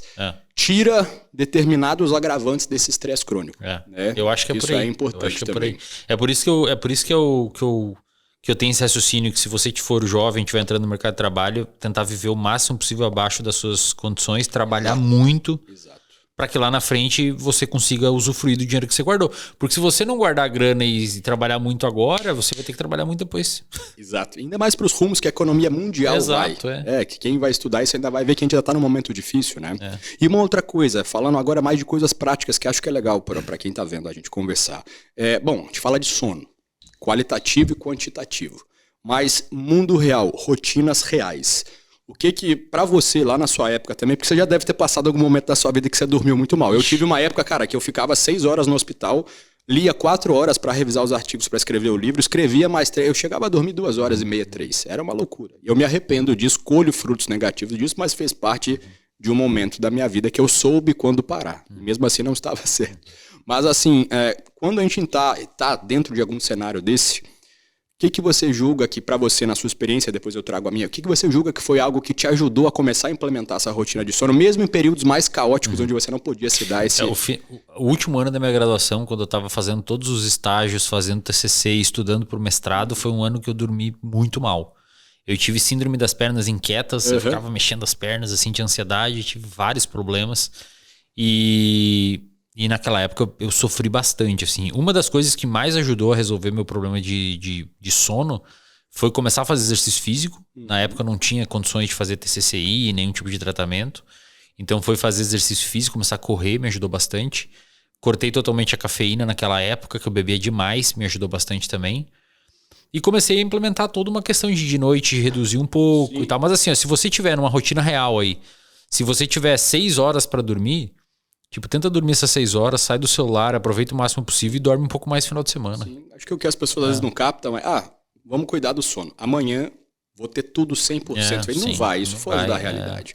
Mas eu acho que assim, uma virada de chave que deve ter acontecido, que para mim também aconteceu, eu sempre enfrentei problema de sono desde cedo, mas é o seguinte, eu entender realmente e sentir quais são os reais problemas de manter o meu sono ruim. Porque quando, assim, a gente acostuma a dormir mal, por incrível que pareça. E durante os nossos 20 aos 40, a gente até sustenta, dormindo mal, mas quando a gente começa a entender mais de neurofisiologia, até da parte comportamental, a gente vê o quanto domínios da cognição são afetados por um sono ruim, né? Pré-frontal, capacidade de inibição, decision making, né? Capacidade de tomar decisões, entre muitas outras coisas que às vezes culminam em levar a gente para um lado oposto da saúde ou do sucesso, seja na profissão, na vida pessoal, entre outras coisas. Então, acho que o mais importante é a gente sentir e não entender, que são aqueles passos, né? Tá, eu entendo, eu aceito, agora, não, eu sinto isso realmente assim que, pô, o sono é uma coisa que é inegociável. Então, cara, qualquer coisa... eu não vou deixar mexer aqui. Isso para mim foi uma virada de chave quando eu comecei a encarar dessa forma. Então acho que você que tá aí, eu sei que você às vezes consegue executar suas coisas. Muita gente consegue. Eu sempre faço anamnese bem funda do sono com meus pacientes e durmo bem. Aí eu começo a conversar. Aí você aperta, cara, é do sono do indivíduo, entendeu? Então esse é um ponto. A gente colhe bons fatores ali. Outra coisa a gente gosta de fazer, por exemplo... você gosta mais de treinar ou de correr hoje? Hoje eu gosto mais de correr. Hoje você gosta mais de correr. Mas você já gostou mais de treinar? Já. Certo. Geralmente a gente tende a fazer mais atividade que a gente gosta mais. E isso é muito bom. Acho que para qualquer um que esteja aqui, a primeira atividade que você deve implementar, se você não faz nada ou quase nada, é a que você gosta mais. Com o tempo...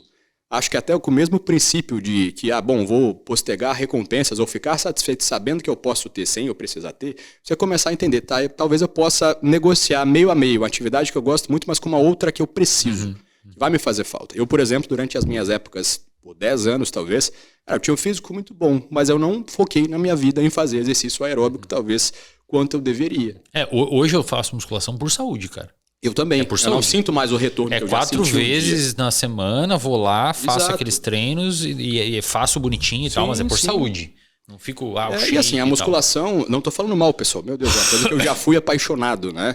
Mas eu digo, não é o tipo de exercício que traz à tona tanta sensação de retorno, porque é um exercício mais monótono, senso de competitividade interna ali ou com outros, não é a mesma coisa, mas é um excelente exercício, claro.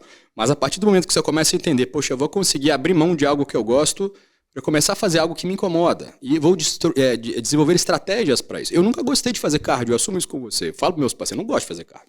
Mas eu enxergava cardio, poxa, eu vou ter que subir numa esteira, numa bike, a minha vida era a corrida.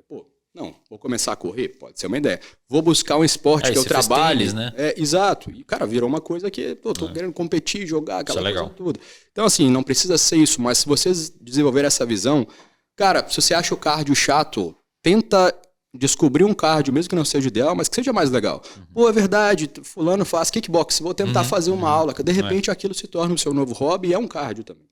Então, assim, é desenvolver coisas além do que a gente está engessado, porque falar uma coisa é fácil, dorme, faz exercício, é fácil. Agora, desenvolver essas estratégias eu acho mais difícil, entendeu? E acho que uma das coisas que eu adicionaria para a parte, a gente falou da parte aqui, né, várias coisas que englobam a parte física e psicológica, e eu diria uma última coisa aqui que envolve a parte social, pra galera usar menos rede social, cara. E isso é paradoxal, porque eu sou um cara que vende coisas em rede social, o reservatório de dopamina é na rede social, mas eu sugiro que você reduza o teu tempo de uso de rede social, porque, cara, a vida acontece fora da rede social, grande parte das coisas que acontecem ali dentro não tem importância na sua vida. A chance de você consumir conteúdos bons na rede social é baixa devido cada vez menor devido à galera que tá ali sendo reforçada pelo algoritmo. E sei lá, e isso cara, vai é uma perda de tempo enorme. Isso vai demandar decisões difíceis. Vai me dizer, por exemplo, eu tô nas redes sociais há mais tempo que você. Só que você cresceu muito mais e muito mais rápido do que eu. Só que cada um à sua maneira, em um determinado momento, precisou tomar decisões. Eu, inúmeras vezes, durante esses 10 anos, tive oportunidades um pouco maiores de ir para outras linhas, digamos assim. E ainda hoje até. Só que chega um momento da sua vida que você tem que entender o que realmente é mais importante para você. A riqueza em tempo, em tranquilidade. Outro dia um amigo meu me falou uma coisa interessante que você já trouxe com outras palavras, né? Aposentar é aprender a dizer não.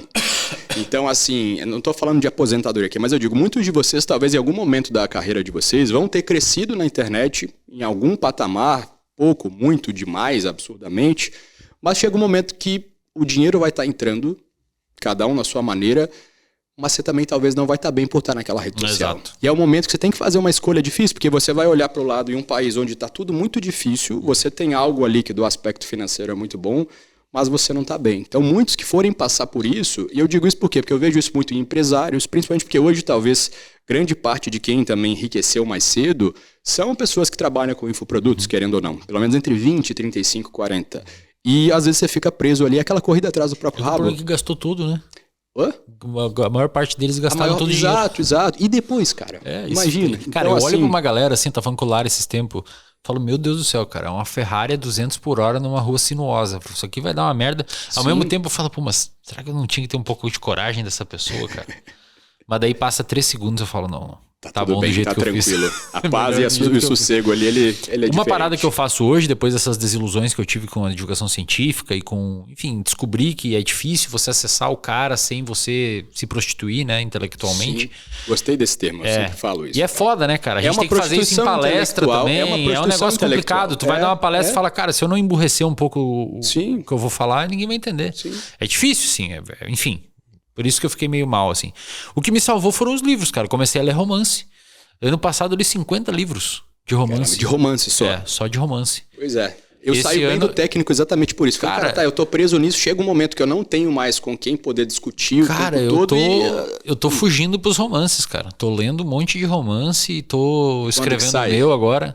Então, acho que eu vou terminar domingo de fazer a última revisão e vou mandar pra editora. Tá, então vai acabar. Tu sabe já sobre o que é? Não fala? Sei, você me contou. Mas eu acho que você vai acabar em novembro. Se você colocou domingo, novembro no mínimo. Que é normal no processo de escrita. Vamos ver. Mas show de bola. Escrever é terapêutico, né? Cara, eu tô assim, tô me afundando em romance, tô lendo muito. É o rolê que eu escolhi, assim, e consegui Isso pode ser uma dica, internet. Tá? Trabalhar a escrita, pessoal. A gente tem perdido a nossa capacidade de escrita. Você mesmo, acho que eu vi você colocando outro dia sobre quem usa, aspas, errado, inteligência artificial, certo? Bom, comunicação é uma coisa, mas a própria capacidade de escrita é uma coisa que tem se perdido, você concorda? Abreviações, áudios, cada vez a gente escreve menos. Sim. Não sei se procede, mas mais cedo eu estava conversando com um colega que ele falou que até o próprio fato de crianças estarem usando menos a capacidade motora tem atrapalhado um pouco o desenvolvimento delas. Isso procede? Não sei se foi você que comentou isso, alguém comentou. Sim. E falaram que você comentou, por isso que eu tô falando. Tem dados mostrando que, inclusive foi nesse episódio que eu te falei pra você assistir com esse psicólogo que veio aqui. Eu vou assistir. Ele mostrou que as crianças nos Estados Unidos, em algumas regiões, principalmente de pais que dão muita tela para crianças desde cedo, pelo fato delas ficarem muito cedo fazendo assim, elas perdem o tato. Elas estão perdendo o movimento fino e não conseguem escrever. Não sabe escrever mais com a mão. Porque fica só assim na tela. E aí não pega textura, né? Não pega galho, caraca, não pega Deus, brinquedo. Cara, é uma doideira assim, velho. É uma doideira. Esse episódio que a gente fez com ele, tu vai gostar porque ele fez muito exercício de futurologia. Aí ele falou que um dos países que a gente tem que olhar quando a gente vai pensar em futuro é o Japão, porque o Japão, de certa forma, tá mais no futuro, não só em tecnologia, mas toda pela mais velho, um país mais resolver a economia. E aí lá tem uma galera muito doida, assim, cara, que é uns caras muito solitários que ficam em casa o dia inteiro, ao ponto de ter documentários mostrando que o chão onde a cadeira gamer deles fica afundou, um chão de madeira, assim, de tanto ficar em casa. Aí eles casam com os avatar. Teve um recentemente que casou oficial no cartório com uma integrante do videogame lá. E aí os caras vivem dentro, é outra parada, cara. Mas parece viagem, mas assim, novamente, quando, por exemplo, tem inúmeras séries de ficção, For All Mankind, o próprio Foundation que o Isaac Asimov escreveu, entre outras coisas, ou obras de ficção um pouco realística, com algum embasamento, que muitas dessas obras que tentam abordar o futuro, cara, elas são baseadas nesse pensamento futurologista, muitas vezes bem embasado, dependendo de quem escreve. Então, assim, cara, daqui a... É triste que a gente não vai estar aqui para ver, né? Ou não, depende. Mas, enfim, realmente a nossa tendência é que a nossa simbiose de tecnologia se torne algo mais conecto ao biológico. Isso é fato, é questão de tempo, né? Órgãos mais sintéticos, quando isso realmente virar uma realidade. Então, muita coisa vai acontecer se a gente não sucumbir em algum momento. Cara, esses dias eu vi um episódio, aí fica a sugestão para todo mundo, de um cara chamado Caio Dell'Acqua. Caio Dell'Acqua? Caio Dell'Acqua. Ele é um... Eu não sei exatamente o que ele é. Ele é um cara que fica muito bêbado e fuma maconha. E ele... Não, mas ele é do Petri, do Arthur Petri, do A Deriva. Conheci ele na Deriva. Ele era coprodutor, eu acho, do Petri. E hoje ele tem um canal no YouTube chamado Caio Dell'Acqua, com K. E ele sai fazer entrevista com a galera, assim. E é umas entrevistas legais, assim, que ele faz, cara. É diferente o conteúdo dele. Mas vocês vão entender quando vocês assistirem. Eu adoro assistir ele. Inclusive, cara, tem que produzir mais aí, pô. Como é que eu vou comer meu iFood no final de semana se você não postou o vídeo?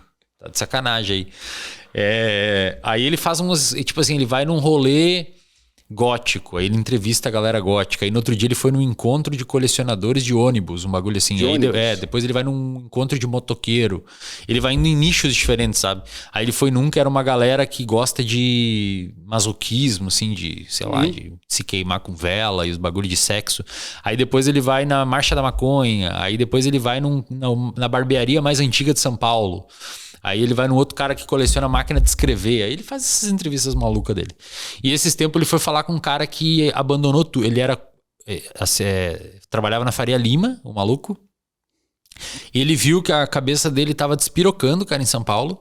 Tipo, 1 hora pra chegar no trabalho, barulho pra caramba, pressão, meta, loucura. O cara vendeu tudo, pegou uma Kombi e tá, sei lá agora onde, no interior, em algum lugar na praia, morando na praia, morando dentro da Kombi, cara. E aí você vê os comentários, velho, da galera, tipo... O que a galera comentando, cara, que inveja desse cara. A impressão que dá, tu falou aí da simbiose, não sei o quê, e quando você disse assim, eu tenho a impressão que é difícil encontrar uma pessoa que desfrute hoje de saúde física, psicológica e social. Cara, eu fiquei pensando assim, quem eu conheço que usufrui disso? E vieram os meus primos que moram no interior. Que criam galinha. Mesma coisa que eu conversei com a minha esposa. Criam galinha, tipo, eles não têm ideia do que tá acontecendo. Sim. Moram eles estão longe de todos esses ruídos. Aí tem um lago no lado que eles vão no verão, aí eles cuidam do gado, aí tiram leite de manhã, passeiam com o cachorro no campo a cavalo. O tempo passa diferente. O tempo passa diferente porque eles chegam no final de tarde, eles enxergam o sol se pôr atrás do mato tomando chimarrão, com a família toda em volta, e o criancinha e o outro gritando, e o pai mais velho rezando. Eu acho que eles são o melhor exemplo, cara. Sim, é uma espécie de êxodo urbano que já tem muitos ciclos comentando, né? E, cara, isso é uma coisa que, por exemplo, me brilha os olhos, por exemplo. Te brilha de alguma forma? Claro que talvez não de uma forma extrema, mas é um movimento que tem acontecido com muitas pessoas que podem esse cara da Kombi aí, cara, eu acho que ele é muito mais feliz que várias galera que a gente atende da Faria Lima, por exemplo, que tem todo o aparato financeiro disponível. Sim, né? Sim, senão a gente fica escravo desses aparatos. Né? É muito louco, né? Mas enfim, deu pra gente abordar. Acho que a gente fugiu do tema. A gente deu uma viajada. Quanto tempo deu aí, Cid? Boa. Deixa tuas redes aí, meu. Não, vou deixar. Bom, pessoal, o intuito era falar de saúde, o que não é saúde. Vocês vão encontrar, tem outro episódio meu com Wesley bem completo, né? Que a gente falou de tudo de saúde mesmo. Deu umas 3 horas e meia de episódio. Mas se vocês quiserem me seguir nas redes, o meu Instagram é dr.andrerizuti, André normal, Rizuti, R-I-Z-Z-U-T-I. Quem for acadêmico da saúde ou, enfim, profissional ou até um entusiasta em aprender mais, eu tenho aí 7 livrinhos publicados que são muito interessantes, que preenchem lacunas de muitos conhecimentos de áreas hoje que são modas e polêmicas, mas coisas bem escritas, muito didáticas também. Vocês podem me encontrar no YouTube, tem alguns episódios aqui com Wesley, em outros canais bons também. Tá? E eu acho que é isso. A minha questão é mostrar para vocês que a medicina integrativa real é a medicina nexialista. É entender que nós somos um corpo, um organismo como um todo, todos os nossos sistemas conversam, e entender do corpo como um todo é a medicina real. A gente não precisa ficar dando nome, a medicina é isso, isso e aquilo. A medicina é isso, é o cuidado integral da saúde. E não a inventação de moda que a gente vê. Cuidado quando vocês caírem em muitas narrativas muito promissoras ou muito aterrorizantes, que é muito comum nas mídias, até pelo que a gente conversou, para que vocês às vezes não sejam vítimas de coisas que em tese vão fazer mal para sua saúde, mas no fim das contas estão te prometendo fazer bem. Tá? Legal. Acho que a gente falou bem dos pilares, né? Não tem muito segredo, por isso que a palavra básico, às vezes ela se tornou um pouco conceituada como algo fácil. O básico não é fácil, mas o básico ele ele é fundamental. Então, basicamente, a gente dá... Se você der valor para as coisas certas, dormir bem em qualidade e quantidade, comer bem, você não precisa de extremismos nisso, exercitar-se minimamente bem em coisas mais compostas, trabalhar o cognitivo e fugir de todo esse ruído, se você conseguir fazer pelo menos 3, talvez, desses 5 pontos, você não vai precisar de dezenas de cápsulas por dia, entre outras coisas. Legal. Apenas um bom monitoramento da saúde, que é o que a tecnologia trouxe para a gente na medicina. Monitorar direito, entendendo o que eu estou buscando, o porquê, de forma bem embasada. Legal. Eu falei que a gente morre hoje por neoplasias e infartos, AVCs, outras doenças crônicas. Tudo isso pode ser prevenível ou isso também pode ser bem monitorado com os exames certos. Tá? Não é fazer um exame quântico, que nem cabe ao termo, mas tem exames que a medicina estuda bem, do rastreio das neoplasias, pele, próstata, intestino, mama, colo de útero, tudo isso. E isso é bem estabelecido e muita gente esquece de fazer isso. E está, às vezes, focado em uma coisa que nem tem evidência que funciona direito e esquece de todo o resto. Então, atenha-se ao que realmente funciona, cuidado com esses ruídos em saúde, em tudo. Eslen, eu te peço até desculpas que eu tomei um pouco o espaço aqui, isso, quase cara, que eu te entrevistei um pouco também no meio do caminho, mas é que a gente tem muitas similaridades assim nesses aspectos, cada um com a sua trajetória. Eu acho que isso é legal para o pessoal conhecer um pouco mais qual que é o problema de nós, muitas vezes, com essa cabeça acadêmica? A gente tem muito, às vezes, o problema de não dar opinião. A gente gosta de falar sempre, é isso, é comprovado. Não, mas é importante que a gente traga a nossa opinião, seja de achismos, que a gente sempre deixa claro, ou um misto de um achismo com coisas embasadas. Então, espero que vocês aproveitem esse episódio, tá? É um prazer estar aqui novamente. Legal. Muito obrigado, meu amigo. Mais pra frente a gente faz mais um aí. Vamos sim. Galera, combinado. Like aqui no nosso episódio pro YouTube recomendar... Pra gente alcançar mais pessoas. Inscreva-se aí no canal, confira se você está inscrito e valeu!